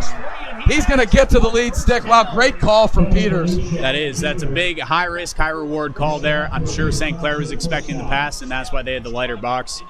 Yeah, you can see here the line just opens up, and the quarterback is able to get a nice gain there for the 1st down. Really well blocked, too. So, the chess match continues, but a big play from Peters on 3rd and 10 or 11. St. Clair is ball hawking, though. You can see Dahlem at that, going for the ball on the quarterback there. They really want that ball back in their hands. All right, so 1st and 10 here for the Indians on the 34. They're going to fake. He's going down the field to Lucia. Oh, man, I'll tell you what, that was really close. Bryce Jones made a break on it and almost got there, but as such, it's going to be Lucas Schanefeld. That's going to be another 1st down for the Indians, about a 14-yard gain. Boy, he gets the ball out fast. He really does. It's a pretty ball that he throws out there. That was a fantastic play. I thought Jones was going to break on that ball and get it there, but it was just such a good pass. Yeah, you can see why he's getting all the D1 looks he's getting. He really can throw it and get it out there. All right, so another 1st down there for the Indians. They're sort of opening it up here with a lot of the passes. Now here comes the run. It's Newpaper. Dallum, very nice stop from Julian. He looked like it was going to be a pretty big gain, and now only a gain of 2. Great stop and run support from number 2. Massive play there from Dallum there on the perimeter. When you're out on an island like that, to be able to trust your guy to go make a tackle one-on-one, get him on the ground no matter what. Fantastic play by Dallum there. Yeah, the one thing you know about Jules is he does not lack courage. No, he's going to go in there hard. So, all right, 2nd and 8.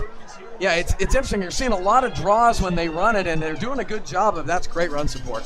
All right, so 2nd and 8. This is another draw, and it's Newberry. Oh, that was a great cut in the backfield. Bywalski's going to get him down, but not before a gain of about 5 or 6. I couldn't tell who was in the backfield, just couldn't quite get him to the ground. That was a beautiful jump cut. It was a great cut. You'll see here he starts out to the left, but just sees the hole open up to the right, so makes that great cut. But good job by the Panthers getting him on the ground, forcing 3rd down. Let's see if they can get off the field here. Yeah, 3rd and 2, and you just got to watch out for Newpaper or the quarterback running here. Still only going with 3 guys here on the line, so. Only 4 in the box are going to run.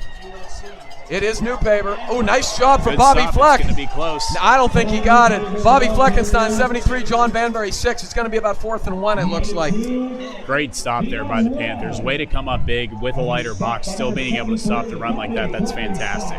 You know, it's funny, Bobby Fleckenstein traditionally has been more in the pass rush role, but he's bulked up a little bit as a senior, and he's really doing a good job on the defensive side of the ball so far tonight. Yeah. Best play in sports here, Gavin. 4th and 1. Yeah, Bobby's not afraid either. He is a tough kid. Good lacrosse player, too. All right, 4th and about a long one here. You can see the Panthers giving a little bit of a heavier box here, expecting to run here on 4th and short. DeLucia, it's Newpaper. He's going up to no, it's a fake. Oh, they got a man wide open. Really great call, and that is going to be a touchdown for the Indians. Eli Prado. Oh, wow, that was just beautiful play call. Took a lot of guts, too. Absolutely. Fantastic play call there by the Indians. Everybody in this building was expecting to run. To be able to go over the top like that, it was a fantastic play call. Risky, took a lot of guts, and it paid off there for the Indians. That's really trusting your quarterback, too. That is... It takes, this is high school. This isn't college or the pros, and that's beautifully executed. Peters, I've been very impressive with the execution on the offensive side of the ball. Absolutely. They've looked really great on the offensive side of the ball. Now let's see how the Panthers respond here before the half. Extra point try is up and good, so we are tied 7-7 with 3:11 to go in the first quarter. And, the plot thickens a little bit here, huh? Absolutely, yeah. It's been fun to see. It's definitely more of a defensive battle for these two teams, but fun to see it open up a little bit here later in the first half. All right, so if you're the Panthers right now, the Indians have 3 timeouts left. You obviously don't want to give them the ball back with the way that drive looked. Do you get a little more aggressive on the offensive side of the ball here? Well, I think first things first, you tell your guys to take a breath. Okay, they made one play. We were doing great on defense. They made one big play. Then you get the guys back out there, look to establish a run like they've been doing, and hopefully open up a little bit with 3 minutes to go here in the half. Hopefully have a long drive down the field, score, and go into the half with the lead. The momentum shifts of high school sports. It's fantastic. You can tell just the passion that these guys have out here. We talked about these guys have been playing against each other from the time that they were little, so it's a lot of fun to see these matchups here tonight. Okay, so we've got back in the return game Charlie Bywalski, number 8, number 4, Nico Durazio. Usually you see Dallin back there, but he probably needs a break at some point. I think he's played every play of the game so far. Yeah, it's good to get him a blow and get some of these other gifted guys out here an opportunity to get their hands on the ball. Maiello to kick off for Peters Township. All right.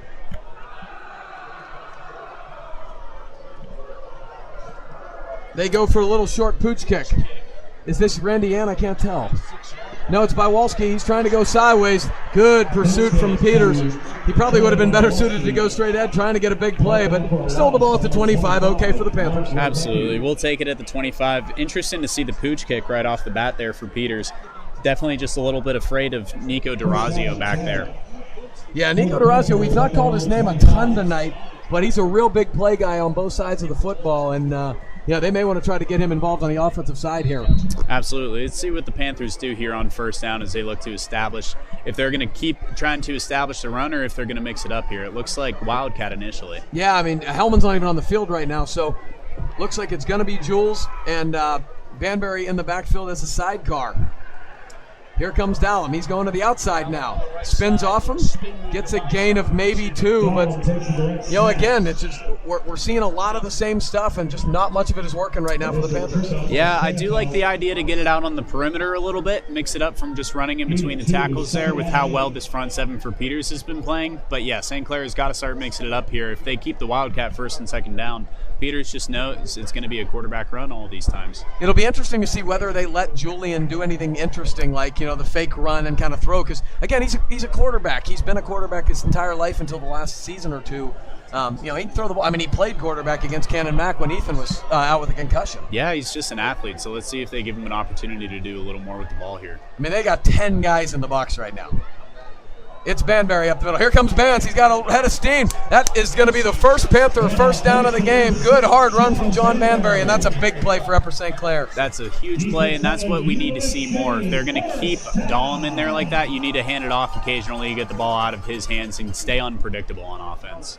Yeah, so now you're not quite as worried about giving the ball back fast as we hit about 2 minutes. It'll be interesting to see if the Panthers change their tact up a little bit, although still very tight formation here.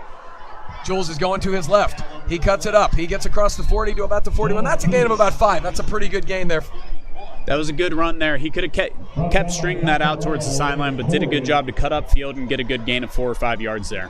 Yeah, hopefully the offensive line is starting to wear him down a little bit. Absolutely. It's a battle of attrition out here whenever you have this great of players in the trenches on both sides. So let's see who can wear each other down.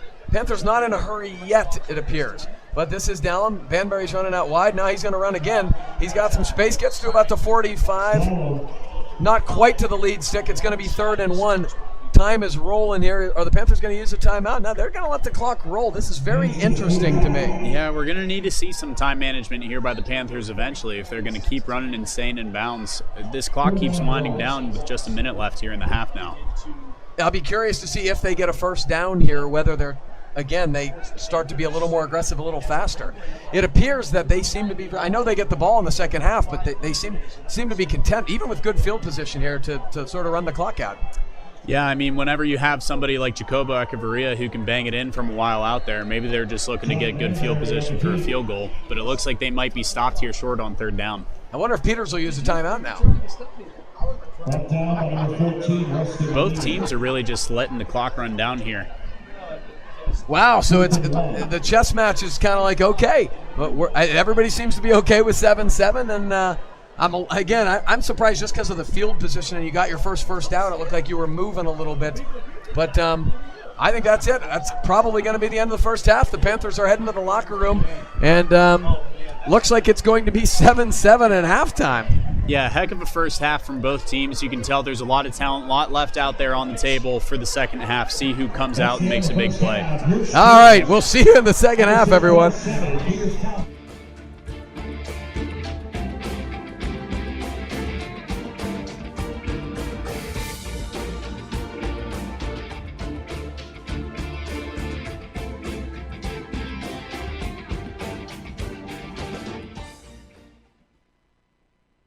Upper St. Clair ranks as one of Pennsylvania's top school districts. In addition to rigorous academic offerings, students have endless opportunities to explore and excel in music, the arts, robotics, world language, and athletics. All of the district's 6 schools have been recognized as National Blue Ribbon schools with 13 total awards. Unity, success, and character are the primary pillars of the Upper St. Clair school community.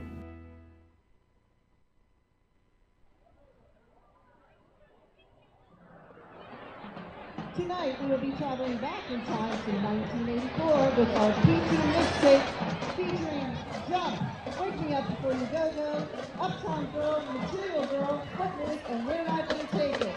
We are led on the field tonight by senior drum majors Olivia Kuka-Maris and senior drum majors Samantha Brown. Drum majors, is your band ready?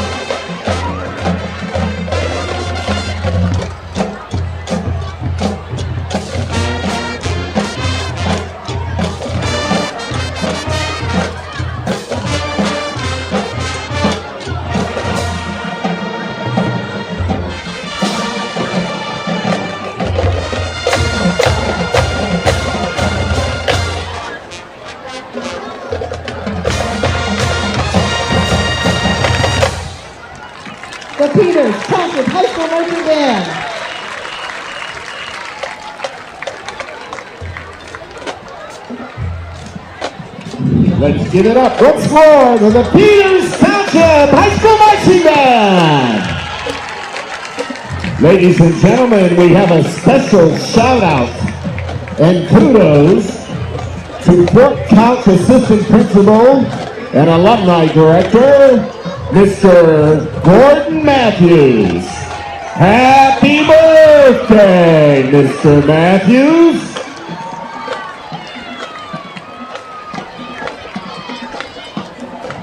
And now, from the fine and performing arts of the Upper St. Clair Township Schools, we present the pride of Upper St. Clair, the Upper St. Clair High School Panther Marching Band.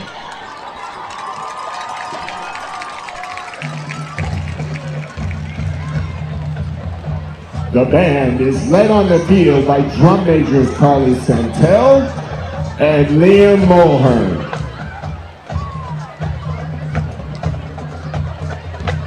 Our special homecoming show is a mashup of two tunes.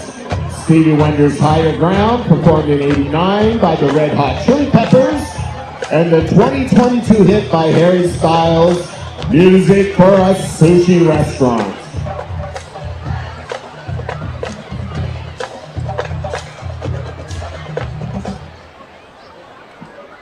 Drum majors, is your band ready?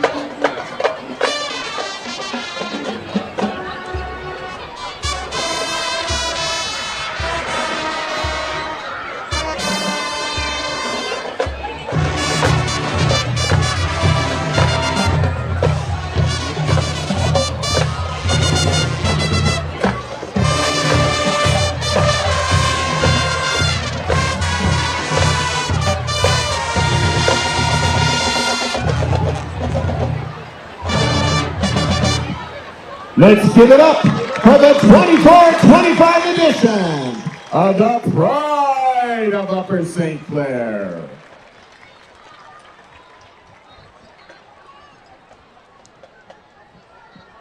And now, ladies and gentlemen, let's meet the class of 2025 USC Homecoming Court.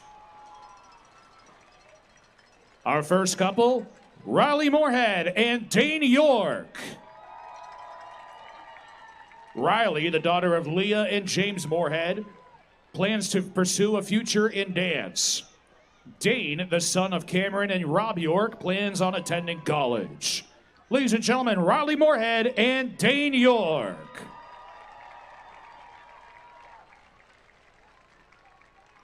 Our next couple, Maya Guizzi and Bryce Potter. Maya is the daughter of Amadeo and Candy Guizzi and plans on majoring in biomedical engineering in college. Bryce is the son of Jen and Les Potter and will study engineering in college next fall. Ladies and gentlemen, Maya Guizzi and Bryce Potter.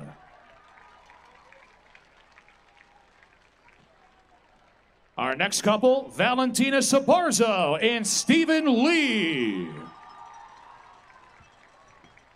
Valentina is the daughter of Abelardo and Patricia Sobarzo. She plans on attending college and majoring in architecture. Stephen is the son of Yang Li and Zhangwei Zhao and plans on attending a university next year. Ladies and gentlemen, Valentina Sabarzo and Stephen Lee.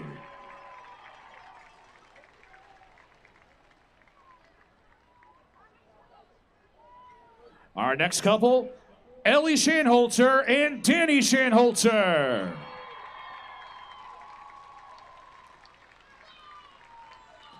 Ellie and Danny are the children of Melanie Hallams and Josh Shanholzer. Ellie plans to attend and play soccer at Swarthmore College, and Danny is interested in studying history and communications in college next year. Ladies and gentlemen, Ellie and Danny Shanholzer. And finally, our final couple, Reagan Kuhn and Hudson Healy. Reagan is the daughter of Marla and Darren Kuhn and would like to go to school to be a family and consumer science teacher. Hudson, the son of Deborah Van Holst and David Healy, is interested in studying creative writing in college. Ladies and gentlemen, Reagan Kuhn and Hudson Healy.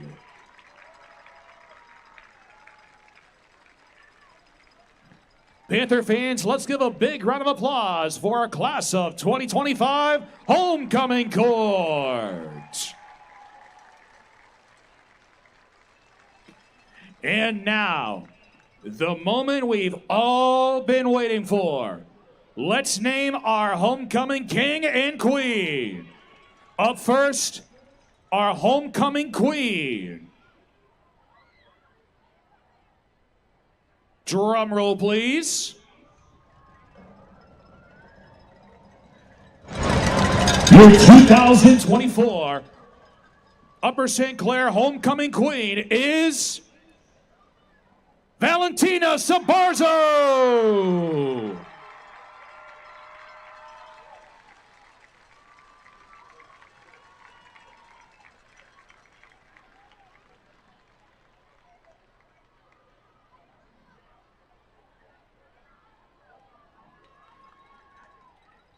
And now, our 2024 Upper St. Clair Homecoming King is Danny Shanholzer.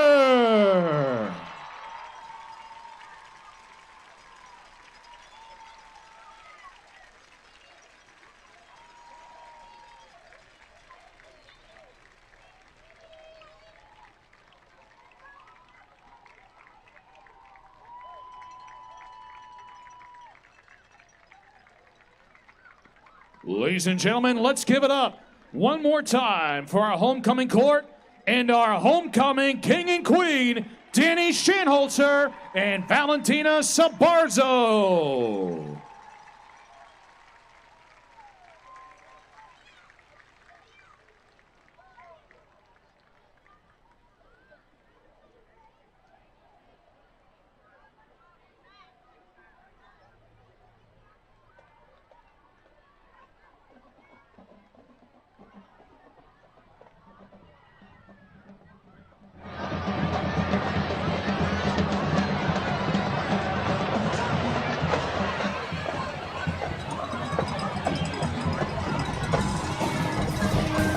Ladies and gentlemen, may I have your attention, please? It seems like no one wants to go home because we have 2 sets of lost keys that were turned into the press box. We still have the lost Honda keys, and we now have a set of Toyota keys that were turned into the press box. So if you're missing a set of keys, you're going to need that to get home, so be sure to stop by the press box and claim them before you leave. Again, please come get your lost set of keys if you're missing a set of Honda keys and Toyota keys.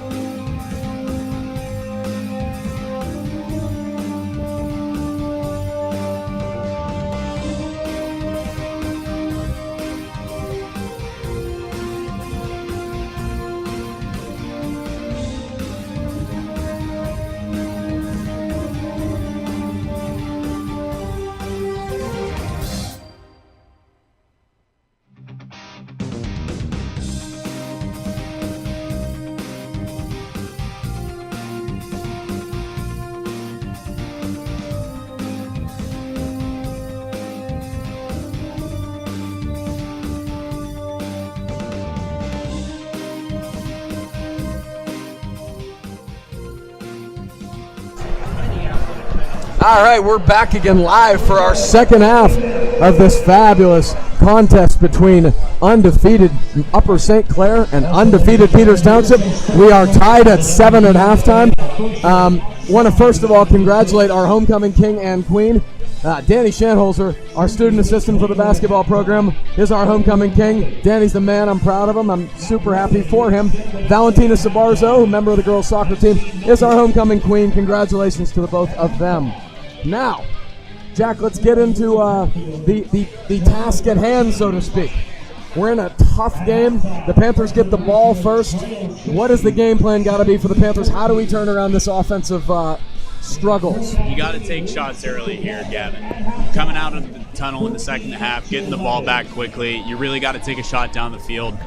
Peters is not going to be expecting that with how they played the first half. If you open them up early, that'll be fantastic to see, and hopefully they can move the ball down the field well. All right, if you were to tell me your positives and your negatives from the first half, what do you got for me? Absolutely. Positives for St. Clair, it looks like they're doing a great job in the trenches. They aren't getting bullied around on either side of the ball. They're doing a really good job there. They're playing the field position game well. Jacobo's doing a great job setting the Panthers up well for success. Some negatives, they definitely need to switch it up offensively, get Hellman some more shots to throw the ball, or even maybe give Dahlem some opportunities to throw the ball there. I think that's really where they're lacking right now, is the creativity on offense. Yeah, absolutely. You know, and the Panthers they've done a good job. They've bent but not broken on defense. They forced a turnover and forced 2 turnovers, got a touchdown off of a turnover. You can't really ask much more than what the Panthers defense has done this evening. They've scored them even. They've allowed 7 and scored 7. So it's the Panther offense that we've got to see a little more action from. Now, let's set the stage here in terms of what we got for the second half. Panthers will be receiving the second half kickoff, which is a good thing. They've only received 1 kickoff so far. It'll be interesting to see whether Dahlem is back now that he's gotten a little bit of rest in the game. And Dante Corey is another thing we've got to talk about. the starting ball carrier, the bell cow for the Panther offense all season, injured, did not come back after his injury. We'll be interested to see if we see him on the sideline and if he is going to play in the second half. Absolutely. We're definitely thinking of Dante right now. Hope that he heals up quickly, whatever's going on there. And hopefully we see him here in the second half if he's able to come back out. Yeah, I'm trying to look down there to see if I see him. I don't see number 7 anywhere, but I don't see him standing or with his, in his street clothes or anything like that too. So we'll keep you abreast on that situation. So, as the clock ticks down here to start the second half, we're going to set the scene here as they huddle on the offense. On the offensive line, we have senior Bobby Fleckenstein at right tackle. Brock Gillespie, the senior, at right guard. Mason Geyer, number 70, the center. He's a junior. At the left guard, big 58, Nate Stoll, the Princeton recruit. And at the left tackle, Reese Perrine, number 74, the junior. Also the product of 2 Panther parents. His dad, Reed Perrine, class of 95. His mom, Liz Sorvis Perrine, class of 96. At the wide receiver position, we have Bryce Jones, the junior, number 1. Charlie Bawelski, number 8, the senior. Julian Dallum, who's both slot receiver and Wildcat quarterback, number 2. And at the tight end position, Van Helman, 23, who also you'll see in the slot position and as a wingback. So the Panthers do have a lot of guys who have been effective on offense who we haven't really seen much from. We've not seen anything to the tight end. We've not seen Nico DeRazio use much at all on offense, who they've used a lot in end-arounds and reverses. So there is a lot of stuff they haven't shown yet. Absolutely. They're definitely setting the table well for themselves to come out here in the second half and take some shots. Peters is going to be expecting the Wildcat offense. They're going to be expecting runs between the tackles. So hopefully we see St. Clair take a couple shots, open the defense up a little bit here. So it looks like Banbury and Bywelski are going to be the guy back. And John being the up man, I believe probably means we're not going to see Dante Corey in the second half, which is certainly a shame. But see if the Panthers can get something in the return game. Let's see if Peters does that sort of chip kick they did last time. Yeah, it is interesting. Dahlum's down here on the 20 if they try that chip kick to the near side, but it looks like it's going away from him towards Bryce Nice Jones. job catching it on the fly by DeRazio. That's why you put somebody that athletic and explosive back there.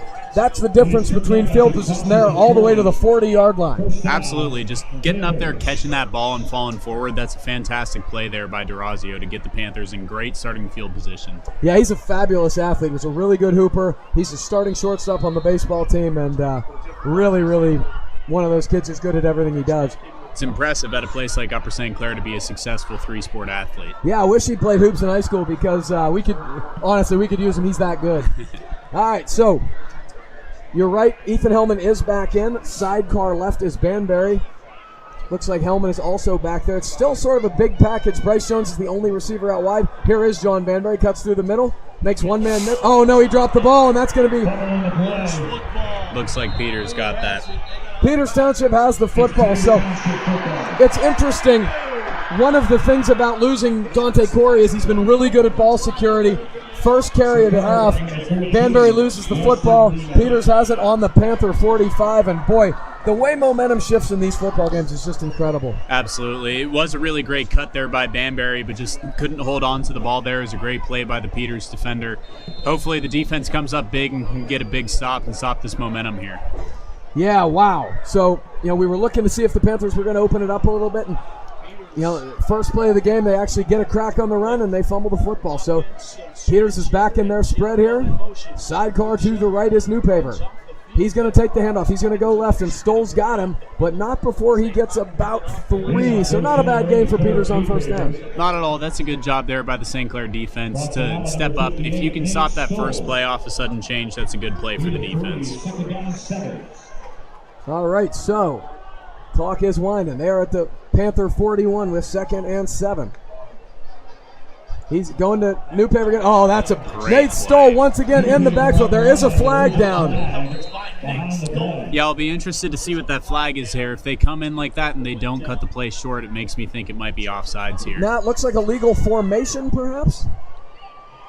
Yeah, it looks like the offense is backing up. That's good news for St. Clair. Be interested to see if they accept this or decline it. Yeah, it looks like they're going to go ahead and take it and put them back. So it's declined. Oh, it is declined. Okay. All right, so that's about a 3-yard loss. Great stuff again from Big 58. And 3rd and 9 or 10. So Panthers have got to get off the field in these situations, and their best bet has been when they've sent some guys. Banbury's out of the game right now, and Nevin Shigan-Sinowaski's in at middle, the junior. All right, so quick hard count, try and draw St. Clair offsides. They did a good job of holding their ground there and not getting too antsy.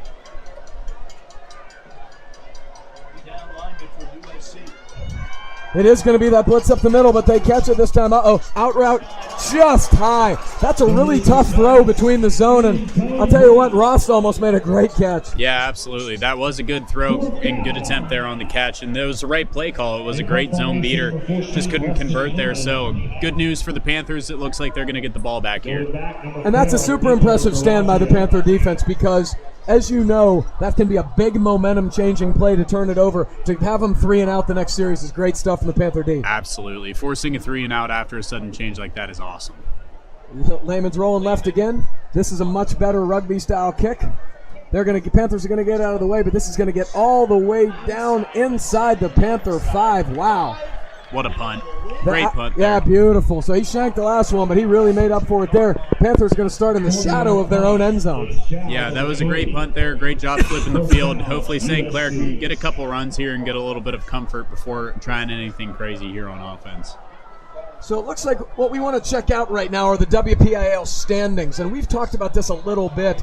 5A is kind of crazy right now in terms of how congested it is. And the crazy part about it is 4 of the teams, the top teams, are in this section. And then we were talking about the Bethel Park Moon game. Moon only has 1 loss, and Moon is ahead at halftime, 21-19. Absolutely. This 5A section is an absolute gauntlet right now. Anybody could come out with the title at the end of the year.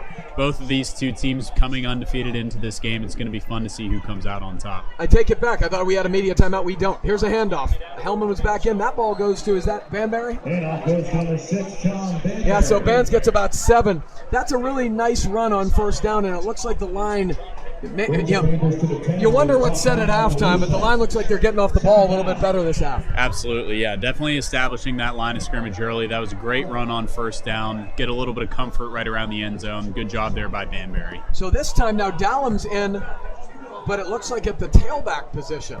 Yeah, it looks like Banbury kind of hobbled off there. Hopefully he's okay and gets back in the game here soon. All right, Hellman has it. Here comes Dallum. Going to the outside. He cuts, trying to find a crease. Can't, spins off him. Gets about 1 or 2. Couldn't quite get to the lead stick, but sets up a very manageable 3rd and 1. I'll tell you what, that was a very hard run for 2 yards there. He did a fantastic job at staying up and getting everything out of that he could. 3rd and 1 here. Let's see what the Panthers do here. Get across the line. Yeah, Carter Stein did a nice job getting the cornerback was coming in, trying to get him in the backfield, and Carter hit him right before he could get to the ball carrier, and that, as a result, they got 2. So pretty big player for the Panthers. The field position is not great right now. They're going to need to try and move the chains here.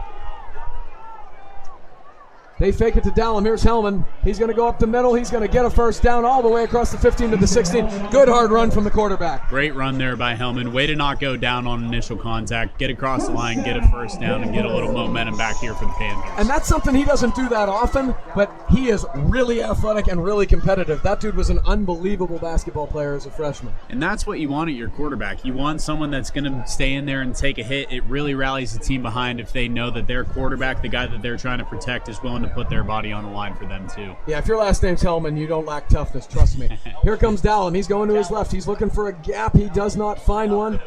Gonna get about 3 maybe, but Vaccarello once again, Reston Lehman, number 14. Nice job getting in there and holding them to maybe a 1 or 2 yard gain. Yeah, the Panthers early here are definitely trying to establish the run. You'll see they're coming out with 2 wings in this formation. They're trying to keep a lot of guys in the box here.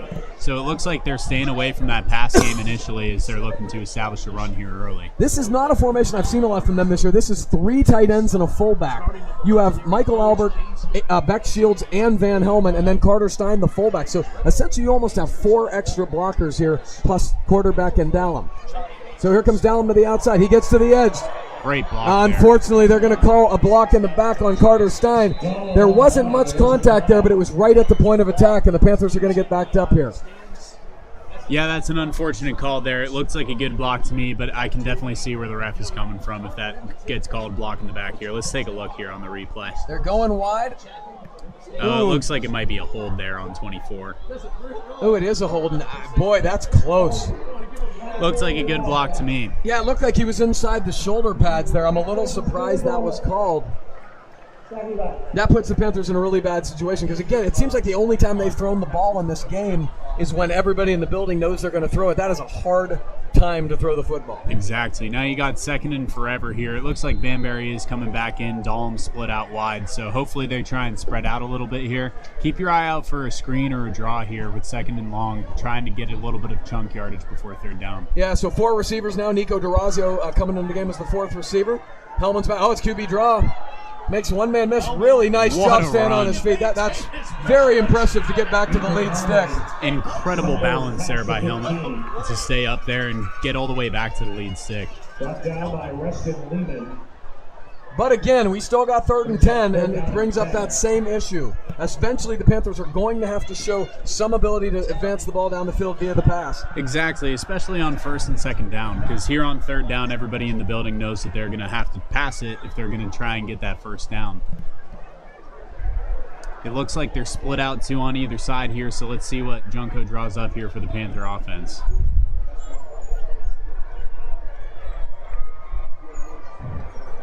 All right. Oh, it's a big blitz. He drops the ball. He gets it back, but that is a big loss for the Panthers of about 10.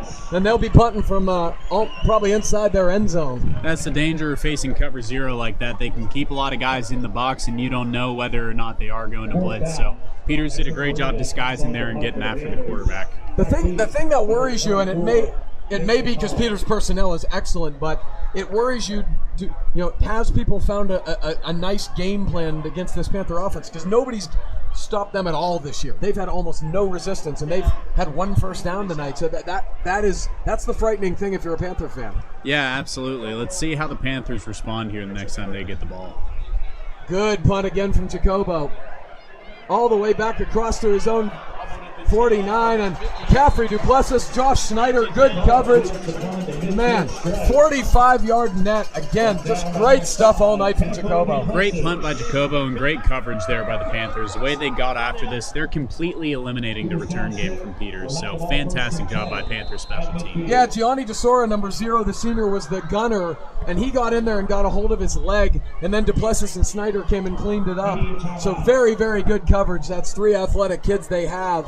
And, the Panthers, they have not given up big plays in the special teams game. We talked about that. That's been a big part of this. Absolutely. They're lights out on special teams. They're lights out on defense. They just need the offense to come up here and make a play. They need to start getting a little less predictable like we've talked about. See if they can get a little more creative going forward here in the second half.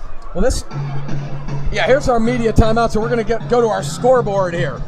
And there's some really interesting games tonight. We talked about the Bethel Park trailing Moon at halftime, which is just, honestly, I'm really surprised because a lot of people have Bethel Park as the top team in the entire WPIAL.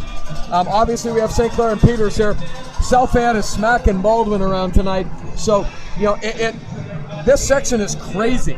I mean, when you think of 4 undefeated teams out of 6, and then a team in Moon that everybody is very high on, other than Baldwin, 5 teams are going to give you a really, really tough battle every night. So it's not going to get any easier is the moral of the story here. No, absolutely. Like you said, Gavin, looking at this board right now, seeing 4 undefeated teams going into this game and seeing a 3-2 Moon team who's given Bethel a run for their money, it's going to be an absolute gauntlet to get out of this section as the champion. So it's going to be a lot of fun to watch Whip Heel football this year in 5A. Shout out to my guy Joe Sellup, my just wonderful basketball assistant for the high school basketball squad. He's driving to D.C. on a wedding, and I think they have the game on, so he said I'm entertaining him on his drive, which is, hey, that's what I aim to do here.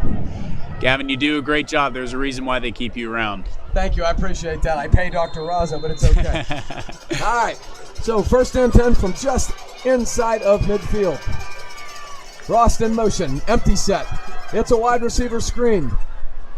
It's funny. They're going to get about 7 or 8, but that block on the corner by Vaccarello looked like the exact same hold they called here which I don't think is a hold. No, I'm with But it you. looked like the exact same play. I'm with you. It was a great block, and I think it was a great block for St. Clair, but that was the difference on that play. Getting guys out on the perimeter, if you can have receivers that block, that makes a world of difference. But yeah, you can see there, he grabbed a little bit outside the shoulder pads. Yeah, it's frustrating sometimes because they say you can call hold every play, and you can.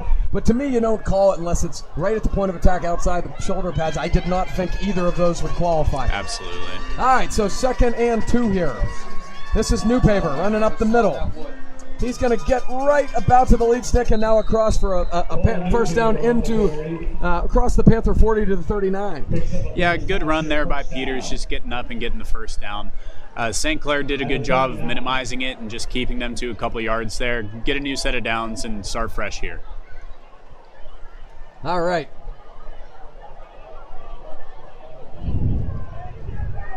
So the Panther defense has got to stick stout. It's hard. They've been on the field a lot tonight because the Panther offense just has not been able to possess the football. Yeah, on offense, the Panthers got to do a better job with time of possession. They are doing a good job of winding the clock down with how much they've been running, though. He's looking down the field. He's got time. He's going down deep. That's way out of bounds. Really good coverage from Bryce Jones, the corner. Randy Ann would have probably been over there by the time the ball, if it was in bounds. So nice bracket coverage by the Panthers. Yeah, absolutely. You can see here the Peters quarterback does a great job on this ball getting it down the field. But in that double coverage by the Panthers there, he throws it a little bit too much toward the sideline, gets it out of reach of his guy. All right, so good stuff for the Panthers. You know, you don't want to give up big plays in the passing game. They've been pretty good other than the 4th down call. It's a handoff this time, and up the middle they go. They get about 5. They're a pretty good gain. Newpaver's a really hard runner. He does a nice job. Gets good forward lean and gets about 5. Absolutely. He got downhill fast there. That was a great job on 2nd down. Sets Peters up well for 3rd and short here. Yeah, and they, again, probably in 4 down territory based upon what we've seen from this part of the field, which they've been in a lot. The Panthers have done a good job once they've gotten here, but they've moved the ball pretty successfully. So absolutely. This 3rd and short to medium, let's look for pressure here from St. Clair, see if they mix it up. Yeah, it looks like Carter Stein, or maybe I think that's, they're going up the middle again. That's going to be a first down. Just a good, hard run right up the middle and Newpaver. And what you're worried about now is them wearing down the defense because, again, they have been on the field seemingly all night. Absolutely. Like you said, Gavin, it was just a good hard run. He took the initial hit and stayed on his feet and made sure to get the first down. But yeah, like you said, Gavin, it's a war of attrition out here, and the defense really needs to get off the field here. They need to come up with a stop. Yeah, the next turnover is going to be a really big play in this football game. I can assure you that. 1st and 10 from the Panther 28. It's going to be another run. It's Newpaver again. Nate Stoll, very nice job backside pursuit, only for a gain of about 1. You can tell the Panthers are starting to catch up to these tactics a little bit. Whenever Peters is keeping one wing and keeping their running back to the sidecar opposite, they're typically running towards that wing, and you can see Nate Stoll come off and make a big play there on the end. Is this stuff you can probably know tendencies from film, or is they just seeing it kind of as it happens tonight? I think it's a bit of both. They probably know before the game, just coming into film. It's something you see pretty often in football. But right here watching, you'll see the sidecar go opposite. I would expect a run to the left here. Okay. Here it is. But they're going to try to get him on the reverse. There's Nate Stoll. Oh, and it's a throw. Oh, what a terrible mistake. Again, it's the same thing we talked about earlier. You're controlling the game. You can't make those mistakes. Absolutely. On both of the interceptions thrown by Peters Township tonight, they just didn't need to be thrown. Great job by the Panthers. 1, snuffing out that reverse, and 2, capitalizing on a big mistake there from the Indians. Yeah, you see seniors, and Nate Stoll read that perfectly, and Van Helmen, number 23, 2 of the most outstanding football players that I've seen in many years for the Panthers. And when there's a big play to be had, those 2 are often the ones making it. So kudos to them. Just a really big stand there. Absolutely. Whenever you're in a big game like this, you lean on your guys who have been here before, so it's awesome to see the 2 seniors come up and make a big play there for the Panthers. Well, hey, so we said the next turnover would probably be a big play, but it's sometimes you can outthink yourself, and they're moving the ball fine on the ground, and then trying to get a little cute there, and so it's funny, like, you can be critical of Upper St. Clair because they've been really close to the vest and conservative, but at the same time, sometimes when you get crazy, bad things happen too, so there's not a right answer here. Absolutely, yeah, you hit the nail on the head. St. Clair is definitely being a little more conservative, but they've only turned the ball over once here to Peters Township's 3 times, so They are doing a good job of keeping their hands on the ball. It is fun to see out of these sudden change situations. I wouldn't be surprised if St. Clair took a shot here on the first play. Yeah, I wouldn't either. So want to give another thank you to our sponsor, Allegheny Millwork Lumber and the Surdy family. You know, we couldn't do these broadcasts to the level we do them without your support, so thank you so much. Also want to give a shout out to the Upper St. Clair IT squad back there. They do such a phenomenal job, and it's very easy for me to do dumb things and make mistakes, and they really keep me grounded and so that I don't do crazy stuff. So I see Paul, I see Ray, I see Todd, Michael somewhere. They were using some words at halftime I didn't even understand, so you know they're on top of their game. Absolutely. You rely on those guys. They're the backbones of this production here, so we're very grateful for them. Antonio Orsini just texted and said, "You called that turnover." I love it. Ors, thanks for watching, brother. Big shout out, Orsini. Love you, dude. Yeah, that man can play football, and he did a great job last week on the broadcast. Although I will say this, we were shocked. Franklin Regional came in sort of touted, and it was just a massacre, and we were really surprised. You know, we knew this game was going to be tight, but I thought that game would be tighter, and it was totally one-sided. I love seeing that. My college roommate, the best man at my wedding, was a Franklin Regional grad, so anytime our Panthers can beat up on those Panthers, I love to see that. Ors played college football with two of their coaches, so it was beautiful. That's awesome. Yeah, That's bragging awesome. rights is awesome. You know, as you get older like I have and get further into this, you kind of know people from every place. So bragging rights, almost everybody you play, you hear from somebody. Oh, absolutely. And it's so tight here in the Whippeal. Guys stick close together, so it's a lot of fun jarring at each other before and after the games. All right, so Hellman. Banbury is his sidecar to the right. Van Helman, his brother, who I'm surprised we haven't seen a little more in the passing game. I know they have a nice connection at the wing. Bryce Jones in at the receiver spot, and then Beck Shields and Michael Albert as the two tight ends. Jones is in motion. They fake to Banbury. They're looking for Jones down the field. He has a step, but Hellman's running out of time, and he's going to be sacked, and that's going to be a big loss. You probably need to get rid of the football at that point if it's not there. You do, but that's an interesting play call by the Panthers. They only had one guy running a route there. So if Bryce Jones is taken away, all Hellman can do there is run for his life. I don't love that. They got to get Van Helman involved there in the pass game like you were saying, Gav. Yeah, because it wasn't like he didn't have time. He had plenty of time at first, but Jones was not open immediately, and unfortunately, we've talked about staying on schedule. They've really not done that very well tonight. Yeah, they put themselves in a tough position here on second down. Let's see what they come up with to get a chunk here. All right, so we've got 2nd and 15 from their own 20. It's going to be John Banbury. He's running up the middle. Oh, big game. Here comes Bands. He's at the 40, 45, almost to midfield. Good hard run from Banbury, and the middle of that line really opened a big hole. That's one of the first explosive plays we've seen out of the St. Clair offense. Just look at this path here, this hole here that opens up for Banbury, and great job avoiding the tackles, getting downfield. That was big Mason Geyer, number 70, who just absolutely pancaked his man. Big gash there. He and Stolen Gillespie, very tough at the point of attack. That is a great sign for the Panthers. Love to see it. When you can drive a car through the offensive line, you know that they did a good job getting a hole for the running back there. All right, so we are now almost to midfield, a first down, new set of downs, 2:43 to go in the third quarter. Panthers got a little drive going. Banbury rolling to the outside. This is Dallum. Oh, they're going to fake the Wildcat. Oh, boy. Hellman, but here he goes. He gets a little room to 50, 45. He gets about 7 yards, so that was an interesting call. That was what we talked about, the run toward the line of scrimmage and throw. I like it. St. Clair is starting to get a little more complex, a little more creative here. You'll see Dallum goes for the pass, doesn't find his man, does a good job of scrambling and still getting a good chunk on first down. Very mature. Like, sometimes you see, okay, that was the play. I'm just going to chuck it and try to make a play. Van wasn't open, and he just took it and got, instead of an incompletion or a turnover, 7-yard gain. Really mature stuff from the senior. Absolutely. Great play there by Dallum. All right, so Panthers waiting for the play here. The other interesting thing I've seen tonight is, this offense often goes fast. They want to do tempo. Not much of that tonight. Yeah, absolutely. Like you were saying, it seems like both teams are facing this war of attrition, so I bet they're trying to really tempo themselves here and not try and get anybody too gassed. Here's Hellman.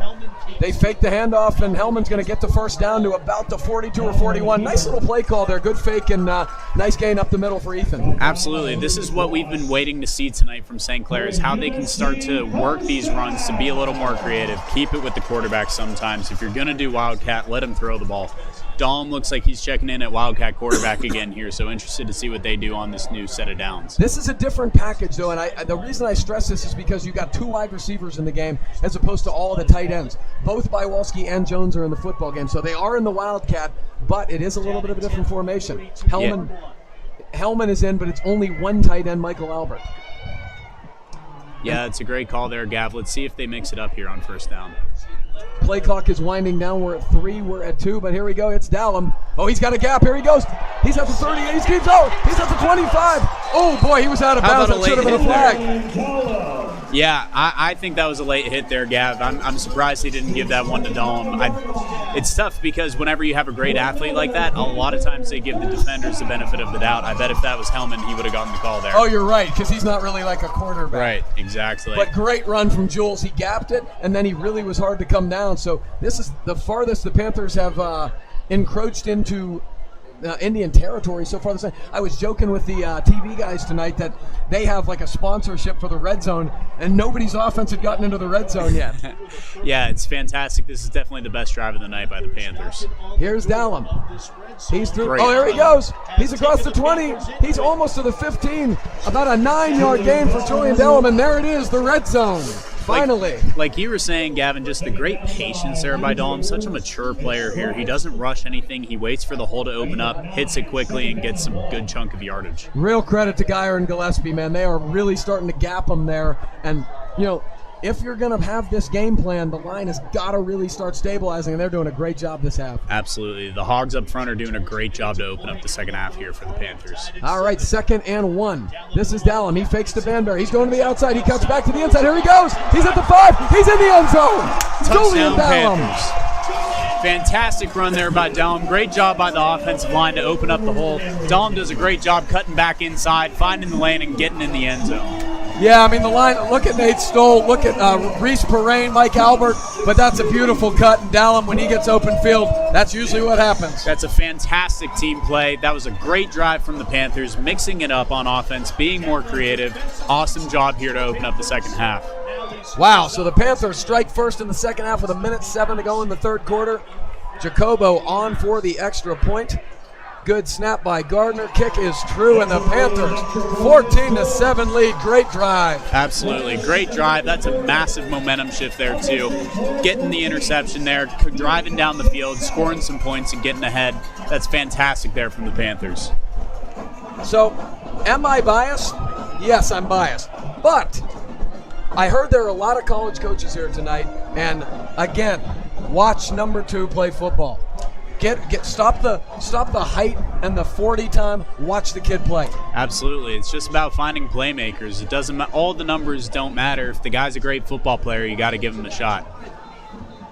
All right, so Jack, what we're talking about here is we've seen adjustments back, forth. What do you do now if you're Peters? Because it seems like when they stick to their bread and butter, they're fine. I agree. It looks like whenever they're mixing it up too much, it's whenever people are trying to be a hero out here, that's whenever they're making the big mistakes. So if I'm them, I'm sticking to their perimeter run game. That's been really successful. And looking for quick to medium passes here, that's where they've been really successful in this game, driving the ball down. And if you're St. Clair, it's just trying to force them into 3rd and long, 2nd and long situations where they got to take those shots, and you can capitalize on the mistakes. All right, so here comes Jacobo. Can he boot another one deep? He didn't quite hit that one like he usually does, and McCullough's going to take it at about the 5. He's going to the outside. He looks like he's got a little bit of space. Nice tackle by number 9, Beck Shields, who slowed him down. Not, a good return, but only to the 27. No harm there. Absolutely. Great job by the kickoff coverage team to force him back into the middle of the field there, get him back to where everybody else is, and get him on the ground. Nevin Sheegan-Sinowaski, number 34, who kind of brought him down there. He's only a sophomore. He's playing a lot on the defense tonight, probably because with Corey, out, Bands was playing more offense, and he's doing a great job so far. Absolutely. He's stepped up and he's done a great job coming in here and getting this experience as a sophomore. That's only going to help him down the road as he continues in his career at St. Clair. Yeah, you love to see underclassmen playing just because you know that, hey, these guys are going to have them for a while. Here comes Oh, that's a nice quick pass. Really nice play call. That looked like an RPO, and he was open. Got to be about a 12 or 13-yard gain. Absolutely. If they show it here on the replay, you'll see the outside backer that was covering that man came on the blitz. Great read by the quarterback there to just get the ball out quickly. All right. So, again, quick, simple stuff from Peters there, and looks better. So they got a first down here at their own 42. This is New Paper. Now fakes it to New Paper. They're going down the field again. He throws it in the middle. Great coverage by Bryce Jones. That is fantastic coverage there by Bryce Jones. Stayed in stride the entire time, was right in the receiver's hip pocket, got his hand up and broke up the pass. Great job there by Jones. Yeah, I mean, if you look at this, you can't do it much better than this. He ran step for step. He turned and saw the ball and got his right hand, it looked like, in there. Just perfect. Absolutely perfect. Absolutely. You can't ask for any more out of your corner. That was a fantastic play there by Jones. Big play, too. Moon and Bethel both scored, so Moon is up 28-26. Crazy game over there and crazy game here. 14-7, late third quarter, 2nd and 10 for the Indians. Man in motion here. It goes to New Paper. He's going up the middle. Oh, that's a great play to shed the block. And there he is, the same man we talked about, Sheegan Siniawaski. Great sure tackle for only a game of 3. It looked like it could have been a big game. Absolutely. Did a great job of just wrapping him up by the ankles and getting him on the ground. Doesn't matter how you get him down, just that you do. Causes 3rd and long here. Let's see what the Panthers do on defense. All right, this is a really big play in this football game. Momentum has shifted back to the Panthers. You don't want to let Peters establish a drive and get that momentum back. Absolutely. I wouldn't be surprised if we saw pressure here from St. Clair, just given how quickly Peters has been trying to get the ball out, but it looks like they might actually take it to the quarter. Yeah, it looks like this is going to be the end of the third quarter. So, wow, one more quarter to play in an incredibly exciting and interesting football game. The Panthers lead 14-7. Uh-oh, it looks like it's Sweet Caroline time. Panther fans, let's all come together and show your Panther pride as we sing Sweet Caroline.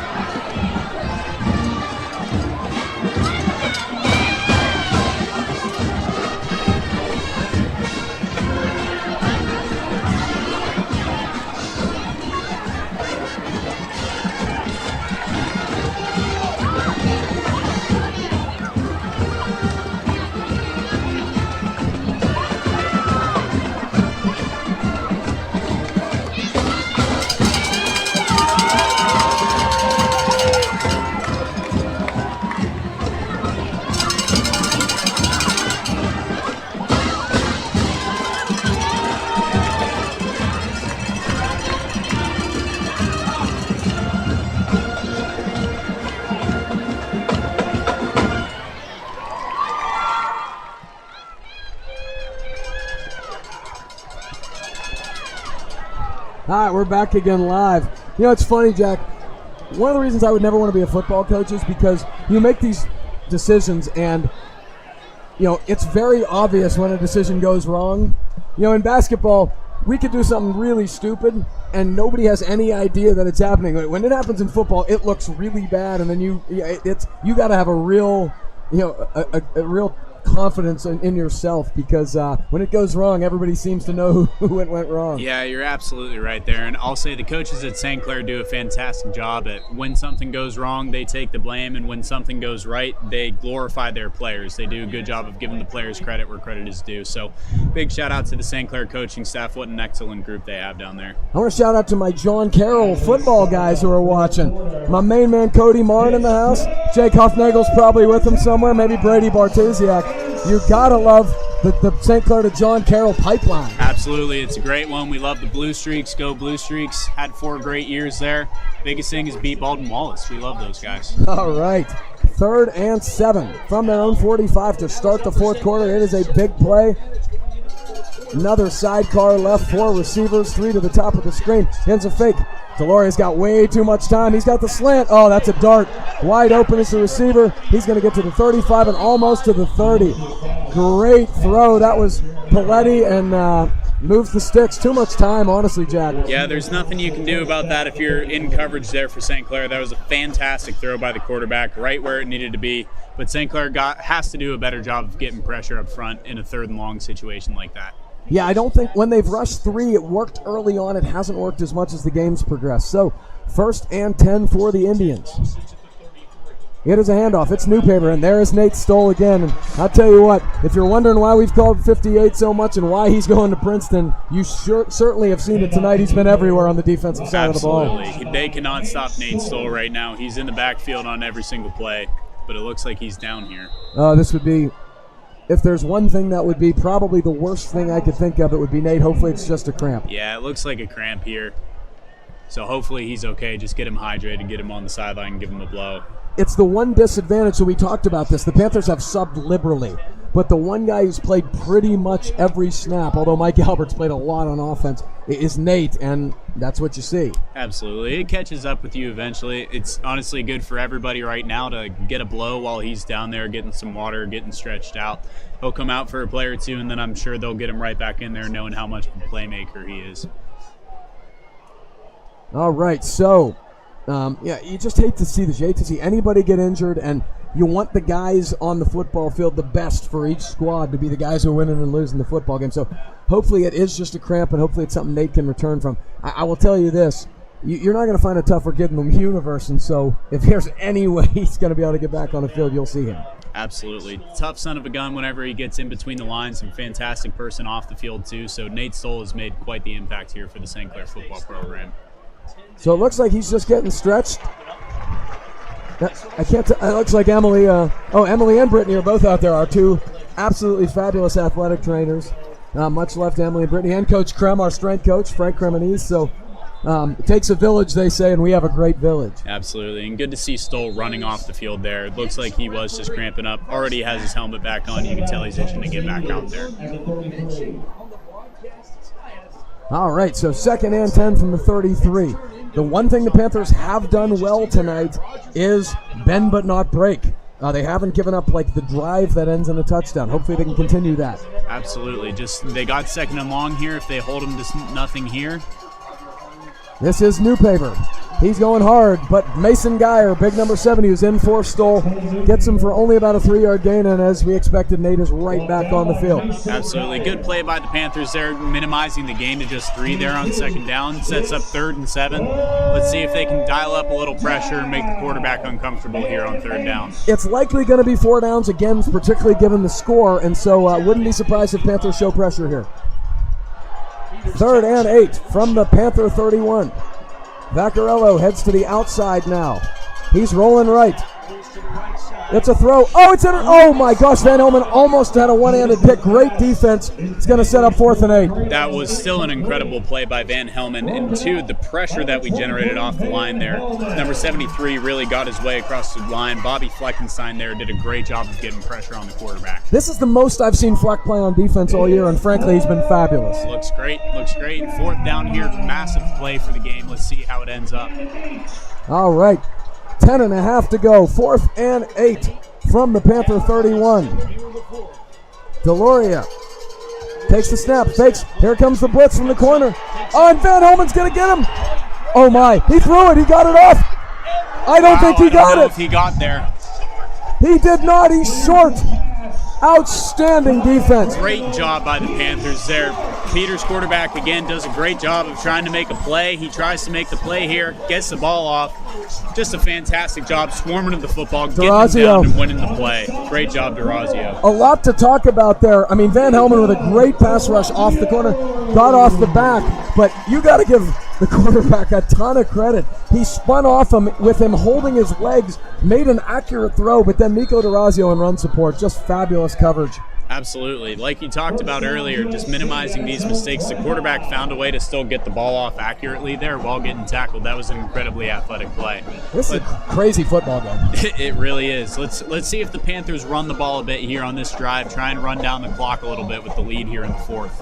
Yeah, I mean, you can't get too crazy conservative. There's a lot of time left, but you're right. You'd love to keep establishing the run. This is Bands trying to be patient. He was trying to look for a gap, didn't really get one, and only got about one or two. Yeah, the Panthers are going to need to make up for that a little bit here on second down. It looks like Dahlm's checking in. I'm wondering if they're going to use him in the backfield there. I wonder if, okay, you're up 7. They're thinking we're going to be a little more conservative. If that Dahlm play that involves him throwing again is still on the table. I think it's absolutely on the table. Again, they're looking for St. Clair now to try and run down the clock. And if Dahlm can step up and then come back and make a big throw over the top, they're not going to see that coming. All right. So here comes Dahlm. He fakes the handoff. He's looking to cut the outside. He's got a great block from the back. That was Banbury. If you watch that at the point of attack, sneaked by him, made a great block, and that's going to be a first down Panthers. Yeah, as you said, Gavin, fantastic block there you'll see here on the replay. Banbury gets ahead of the play, does a really great job sealing off that perimeter and just letting Dahlm get out there and get a few yards for the first down. Dahlm does a great job staying in bounds there, too. Let the clock run.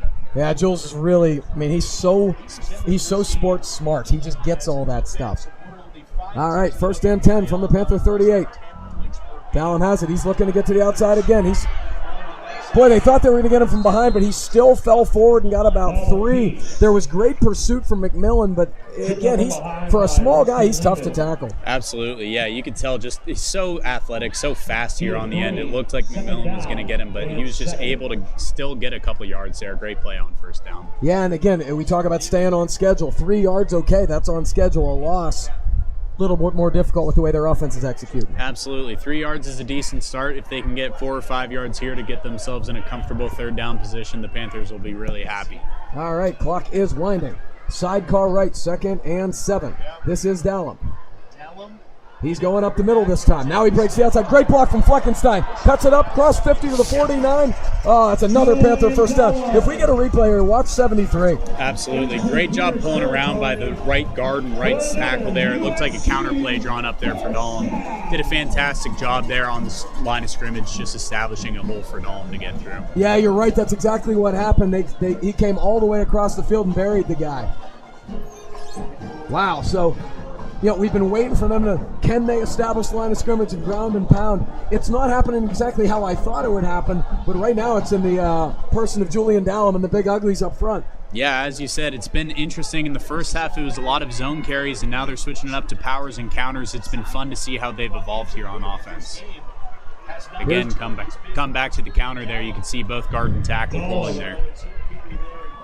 Yeah, so we talk about this all the time in terms of the adjustments, and that's something I didn't notice, but it is interesting. They've obviously made a run adjustment. Yeah, really good job by Junko coming out here in the second half and switching it up. And again, too, even though we didn't get much on that first down, still good to see them mixing it up, running down the clock a little bit. Get a good chunk here on second down and set themselves up for a good third down opportunity. Yeah, we're almost to about 7 minutes to play. We've got 2nd and 10 here, and again, it's Dahlm Wildcat, 3 receivers to the right this time, and Banbury sidecar left. And they're slowing it down. Tempo is definitely slower. They're running the clock down, letting the play clock run down every play, which is certainly the right move. Yeah, as you talked about with Dahlm being so sports smart, he's letting that clock run down before each play. Fakes to Banbury. Gets to the outside. A man almost gets him. Here he cuts back across the field. Cuts up, and that's a really smart play because, and they threw the flag. Oh, no. I'm interested to see what the flag is here. That Maybe was a hold here on the backside. It was, but that is a really late flag.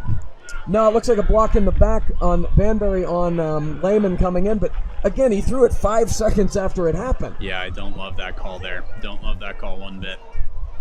I'd love to see a flag on the Peters Township offense for their blocking. That's like the third one on the Panthers. That's the thing. If you're going to call these holds, call these late hits, stuff like that, you just got to call it both ways.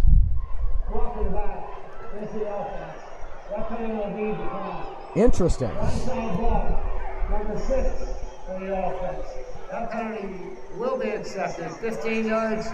Repeat second down. So they called the 15-yard blindside block on Banbury with the guy coming across the field. It's hard because you wonder, like, what can you do there? You need to get a piece of him for the play to work. It's such a tough position to be in as that blocker there. If you're Banbury, you really just have to stand there and get in the guy's way. And it's so tempting whenever you're peeling back just to give that guy a nice knock, especially when you're going at it all night like that.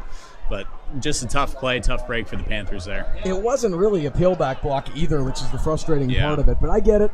A rule is a rule. So now you've got real trouble. You're way behind the sticks. You got about a second.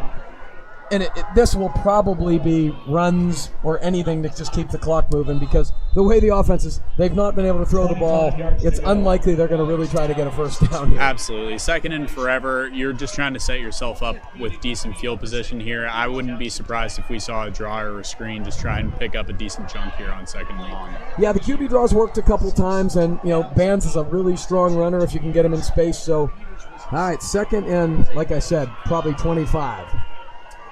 They are going to throw. It's Hellman. He's looking. He's got all day, and now he runs out of time. Really nobody open, but I guess instead of getting rid of the ball, you'd rather have the clock continue to run. Yeah, it's a smart play there by Hellman just to take the sack. It is interesting here. Good job by the Peters Township D-line, just keep continuing to work there and get to the quarterback. St. Clair's got to switch it up in their passing game. There were only 2 receivers down there, and Peters had 4 DBs back. If both guys can be in double coverage, you're never going to win those routes. No, you're right, and that's the only time they've really thrown the downfield stuff. So, 3rd and 32. If Coach Render was coaching this one, he'd probably do his patented quick kick. He loved that. Get to take the return game out. Absolutely, absolutely. We definitely called a few surprise punts on 3rd down in my day. All right, so time is still winding, 5.5 left, and it looks like they're going to call timeout as Coach Chuck. And I'm guessing this will be something to run the clock, draw, screen, whatever.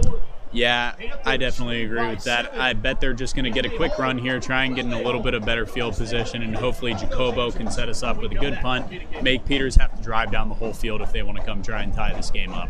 Yeah, Jacobo's been so big tonight in terms of every time field position's been an issue. Every time you're worried about, oh no, you're going to give him a really short field, he's boomed one. So hopefully he can come through again, because he's been really one of the keys tonight for the Panthers. Absolutely. Yeah, interested to see what they draw up here on 3rd down. I got to imagine they'll just call a run here, try and draw down that clock a little bit like we were talking about. So let's look at our upcoming schedule here for the Panthers. The Panthers have got South Fayette away next week, followed by Bethel Park away the following week. 2 undefeated teams. So it's not getting any easier for the Panthers. And then Moon, who we've talked about, is giving Bethel all they can handle back at home in week 8, 3 weeks from now. So, look, you want to play the best teams. You want to play in the best conference. The Panthers certainly do. But, again, you want to make the playoffs. For Peters, really the same thing.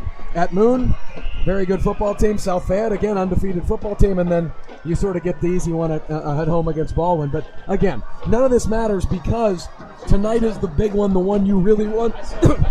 Whoever wins this game has really set themselves up in the conference in great position. Absolutely. Like we've talked about, 5A is such a gauntlet, and it's not getting any easier from here on out. But if you're these guys tonight, all you're focused about is the next play, the next drive. You're not worried about down the road right now. You're just trying to beat Peters Township right now if you're a St. Clair Panther. All right, so don't know what exactly is going to happen here for the Panthers on this play, but I'm guessing it will be something that doesn't stop the clock. Yeah, it is interesting to see. They are still bringing a couple receivers out there with Bryce and Bywalski there. Maybe they're just trying to draw out the Peters defenders, get a little bit of a lighter box for a run here. All right. And Durazio's out there too, so they do have 4 receivers, and who knows? Maybe they will throw it. I mean, there's a lot of time left anyway. Maybe they're thinking, hey, just throw it, chuck it down the field, maybe get an interference call or something. Hey, again, this is why I don't want to be a football coach. Yeah, you can see Peters is still running their cover 0 even in this situation, so they don't have any deep safeties back there. St. Clair could take a shot here. Peters is in a bit of a vulnerable position there. Yeah, maybe they think Peters hasn't thinks there's no chance they would throw the ball here. Hey, you take a chance. I mean, Ethan Hellman is a good quarterback. The man can spin it, so. All right.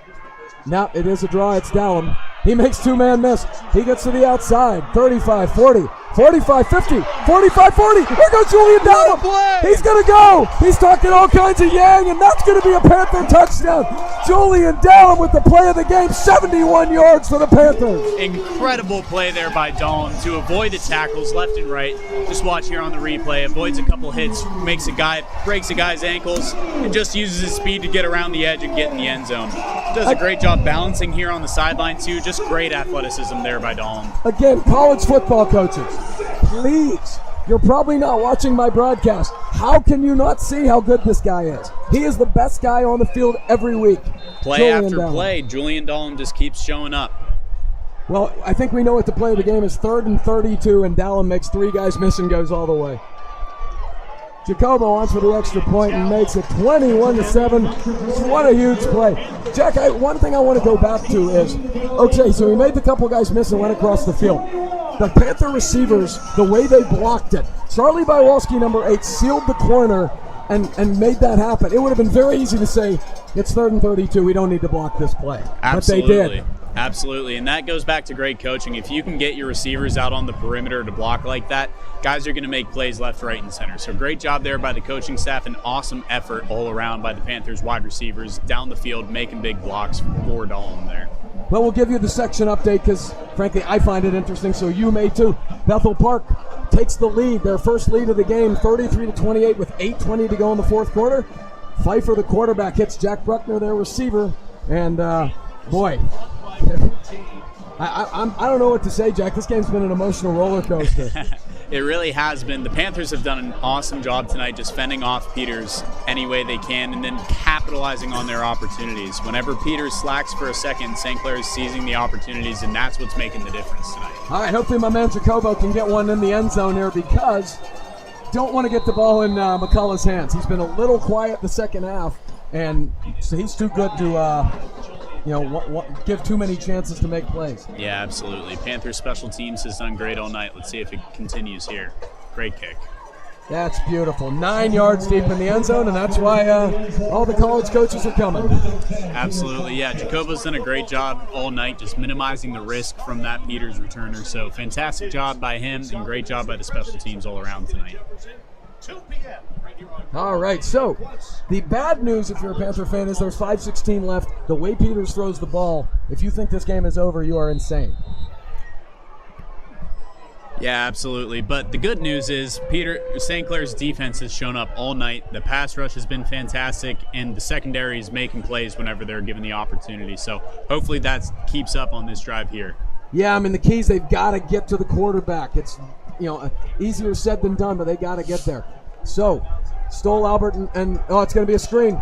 Oh my gosh, Carter Stein. And frankly, I think DeLucia saw him and gunned it as opposed, because if he throws that like a typical screen, that's a touchdown. Absolutely. That was a smart play there by the Peters quarterback to get some zip on that ball. But oh boy, Carter Stein, that ball was probably a little bit too big for his eyes there. He got a little too excited, didn't come down with it there, but great play, way to break it up.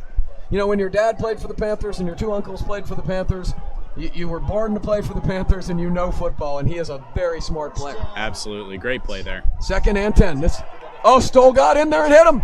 Is it picked off? It's picked off. That's going to be Anthony Razzo, the sophomore. What a play there by Stoll to get to the quarterback, force the tough throw, and then great play by Razzo to get under that ball, get the pick, and look at the Panthers. They are so fired up here on the sideline. Oh, that's wonderful play by Anthony Razzo. But again, if you look at who made the play, right as the ball was thrown, big 58 in the backfield, hit him as he threw, and that is 4 turnovers for Peters Township. And other than Dallum, the story of the game has been that. Absolutely, yeah. Stoll and Dallum are the big stories tonight. They keep showing up every time there's a big play. It's one of those two around the football. This is just beautiful. So the Panthers now have the ball deep in Peters Township territory in the 28, probably field goal range for Jacobo.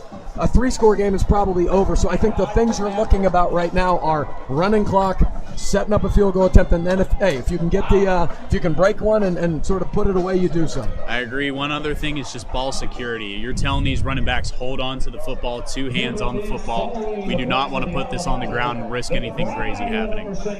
You know, and I got to say, I challenged the D-backs this week. You know, I said, hey, it's time, man. It's time to show up. They've been just marvelous tonight. Absolutely. Yeah, that was our big question mark coming into this game, is how are we going to keep up with these great Peters athletes on the perimeter? And we've done a great job of, 1, getting to the quarterback and making him uncomfortable, and 2, capitalizing on our opportunities. Yeah, they've been capitalizing on the opportunities is the part I really like, because they've been very opportunistic, like you said, on the defensive side of the ball. They've given up some yardage. They've gotten it into the territory, but big plays in the turnovers, big plays hitting the quarterback, and it doesn't seem like Peters has ever gotten super comfortable, like in a groove offensively. Yeah, absolutely. We said coming into this that the 2 things that were going to decide this game is the battle in the trenches and the turnover battle. And St. Clair has been dominant on both sides of the line of scrimmage, on offense and defense, and they're just kicking butt in the turnover battle. And if you go back to our keys, you know, establish the run. The second half, that is what the Panthers done. Consistent QB pressure in the second half, we've seen it. And then big plays in the pass game for Peters. They just haven't had any big plays other than that 4th down. And that was really sort of a trick play. In terms of DeLucia, you know, in their base offense going down the field, they've tried, but they have not succeeded. It's been a really good game plan and a really well-executed one by the Panther defense. Yeah, absolutely. Great job this week by the coaches, and great job by the players going out there and executing. All right, so set the stage. 5:07 to play here for the Panthers. They lead 21-7 over the rival Indians, and we are 5 minutes and 7 seconds away from having a very happy homecoming tomorrow night for the team in black. Ethan Hellman at the quarterback spot. Julian Dallum to his sidecar left. Van Hellman looks like he is the guy. Yeah, Van's so now Carter Stein is coming up, so it's kind of that full house type look again. Albert again at the tight end spot. And there was pre-snap motion there. Too much movement. You could tell there was a bit of confusion going on there. They just didn't get the play call in to everybody on time. Offensive line not set. 5-yard penalty. All right, so, you know, it doesn't kill you. What it does do is maybe put you out of field goal range. So Panthers are going to have to do a good job here of just making forward progress, staying on schedule, and you know, making positive gains. Absolutely. Just get a couple chunks here. Set yourself up to get some points. All right, this is Julian. That's Julian Dallum. And another flag, and that's Vaccarello, again, making another tackle right at the line. And it'll be interesting to see what this flag is. But if this is another offensive line flag on the Panthers, it's been remarkably one-sided. Yeah, I agree. It doesn't seem like they are getting the same calls on both sides of the ball as far as penalties are. 87 of the offense. Yep. 10-yard penalty. Yeah, it's pretty frustrating because, again, you know, they were just, you know, you could have taken a knee 3 times and gotten field goal. So it'll be interesting to see what the Panthers do. Are they still a 2-score game? And well, who knows? They'll probably get to 3rd and 32, give it to Julian, and just watch him do his thing. Worked pretty well on the last drive. By the way, Dallum right now, 20 carries, 175 yards, 3 touchdowns, 1 on defense, obviously. But, again, running out of words. Superlative stuff from number 2. Absolutely. One other guy I want to give props to tonight, Bobby Fleckenstein, has been fantastic on the offensive line for the Panthers. He's made some good plays on defense too, but he is just blasting dudes off the line of scrimmage. Yeah, Fleck can really play. It's so interesting because, you know, he's not a huge guy. He's a tall guy, but you look at him, I mean, he's rangy. He's a lacrosse guy. Like, how does he play on the line of scrimmage? And then you watch him, and he's good every week. He started last year. He was good every week. And what a great family. His dad, Bob, full disclosure, I've known his mom, Leslie, and her family for almost my entire life. And then his mom, Leslie, is my wife's assistant at Kittredge Dermatology. They're like best friends. So the Fleck family is wonderful, but Bobby's just a fabulous football player. Yeah, absolutely. He has definitely shown up big for the Panthers tonight, and nothing that's happening in the run game for the Panthers would be happening without him and all the other guys on the offensive line doing a great job setting up space for all the runners for St. Clair. Well, if you can believe this, Jared Moyer with a fumble recovery, scoop and score from Moon. 2-point conversion goes. Moon up 36-33 with 2:24 left in the football game. What a game we have there, and who would have expected such a shootout there, too? High-scoring game. Yeah, I mean, it's interesting because Bethel's been same way as us, just murdering everybody, but sometimes your first close game, things like turnovers, nerves, stuff that hasn't come into play. Peters, who's, again, has not played even anything resembling a close game this year, you've seen some sloppiness, some mental mistakes, and, again, this is their first close game. Absolutely, and just to the contrary of that, the poise on Upper St. Clair to come in and face a high-level opponent and just keep their composure and make plays down the field has been remarkable. Here's Dallum. He goes to his right, keeps his forward progress going, gets about 5 to the 38. Pretty good gain. Decent chunk there on first down. As we know, the Panthers have a long way to go here to try and get a first down. Hopefully they get in a little bit of better field position, maybe set up a field goal opportunity for Echevarria. Yeah, I mean, the best part about this is, again, you have, even with the 2 penalties, you have 3 downs. So the clock is going to run. Peters at some point will probably think about using their timeouts because they have 3 and they need 2 scores. But at the same time, they also know they need to get the ball back and score again. So it's tough to know how you play that. Absolutely. I'm kind of surprised they haven't started using those timeouts yet. Now here's Dallum left. He's got Banbury in front of him. Good block from Bant. Gets about 8, I would say, to the 31. Good game, though. Look, you may not get a first down here, but you're giving them something to think about. Absolutely, and the blocking on the perimeter has been fantastic from Upper St. Clair this entire night. Guys are getting out, the receivers are making blocks, and the big boys up front, too, are working their way outside to try and get ahead and clear lanes for Dahlem. So again, what we've seen here is, just like you talked about, there is the first timeout from Peters Township, and you did expect to see it. But the one thing I want to mention here is, okay, 3rd and 14 from the 32, but say you get half of it here. Your options are twofold. You can obviously go for it. You're not going to punt from here. And Jacobo from 45 and in is a good bet. So, I don't know what will happen, but I think if you get a 5-6 yards gain here, your options are you have a bunch of different options. Absolutely. Yeah, it'll be interesting to see if they're able to get a decent chunk here. Hopefully, I would expect that they would probably try and kick the field goal. With how Jacobo has been kicking the ball tonight, I wouldn't be surprised to see that at all. But we'll see what the Panthers draw up here, maybe get a good chunk and open up their options here on 4th down. Yeah, I mean, high school kickers are crazy now. Like, that Natero from NA who's going to Alabama is kicking 50-yarders. I mean, it's crazy stuff. The game has definitely changed when we were back in high school. If you could have a kicker that was making 30, 40-yarders, you were a very, very happy high school team. All right, so it's Hellman. It's a reverse. Here comes DeRazio. Great call. He's got some space. Albert didn't on the peel back. DeRazio cuts it back. First down, Panthers to the 15. Great call from Coach John. Gutsy play call, but I want you to watch Michael Albert on this play. That is the smartest play you can make in football. He could have lit his guy up on the reverse there. Just holds his hands up, gets in the way. Does a fantastic job not drawing the penalty and just forcing his guy to have to go through him to make the tackle. He probably, because of Banbury's earlier, which there was very little contact, he basically said, okay, you're going to call that, I'm going to hold my hands up. Mike Albert's massive, so he can block people by doing that. Absolutely, yeah. Super smart play from the senior there. And I was wondering when they'd get Nico DeRazio involved in the offensive game, because as good as he is as a safety, he's such a playmaker, and he made a great run there. Absolutely. It's fun to see St. Clair use their dynamic playmakers here in the second half. Here comes Banbury. Fakes. He cuts it back. 10, 5, inside to the 4, first down, Panthers and goal. And I'll tell you what, we're just about the time where, this is maybe about curtains. It's starting to feel real, and you can see it on the Peters Township players, their body language. They're starting to feel a little defeated here.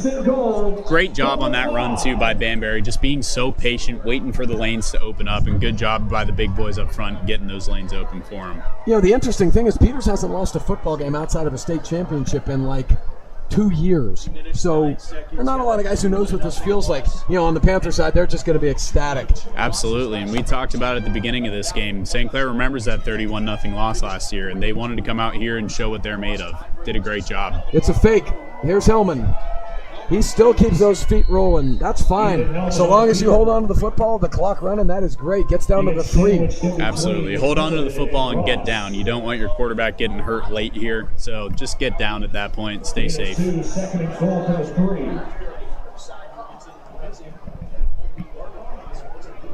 Okay, so we're the clock is ticking. We're inside a 2.5. We've got second and goal from about the 4, or now it looks like the 3. And, I'm sure they're going to keep pounding it. But The clock is really the biggest factor right now. They're going to take every second they can available to them. Absolutely. Look at this big backfield set here. Here's Bands banging it up the middle. Gets about maybe one, but they sent everybody in there. Absolutely. Both teams are stacking the box right now. Everybody knows what the deal is. So let's see if St. Clair can power it out here, get a couple extra yards, and get in the end zone and really end this game. Yeah, I mean, we're coming down to the nitty-gritty here, but I'm sure, given what the score was last year, the Panthers wouldn't mind pounding another one in. Absolutely. It's a point of pride at this point. All right, 3rd and 3. Everybody was shooting gap last time, so let's see if the Panthers have anything tricky here or they're just going to bang it again. It's Banbury, sidecar right. Hellman at quarterback. A lot of guys in there. It's Bands running left. He cuts it up. He gets to the 5. He's in the end. Oh, no, they called him down. He looked like he was in. That was a super tough run from Banbury there, too. He took on a couple hits and still managed to stay up and get down there. I'm surprised he didn't sneak in here. It looked like he did. Boy, he banged the guy. Boy, that looks like a touchdown. It's not a great angle, but that looks like a touchdown. Yeah, from our view, that definitely looked like a touchdown to me.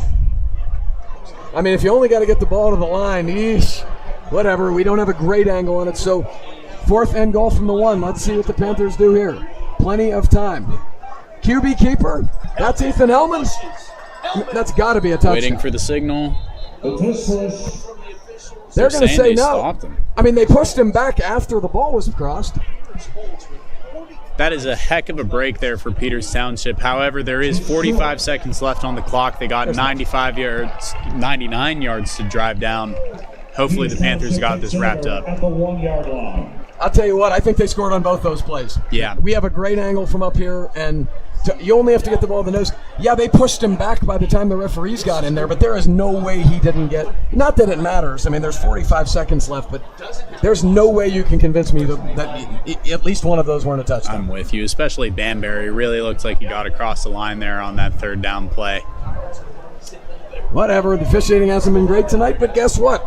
The Panthers lead 21-7 with 45 seconds left. Despite the one-sided nature of the penalties, it doesn't matter. It doesn't matter who wins on the scoreboard. And right now the Panthers are looking good. Got to prevent the big pass. Absolutely. I'll be interested to see what Peters does here if they try and get a run to get a little comfortable. Yep. They do.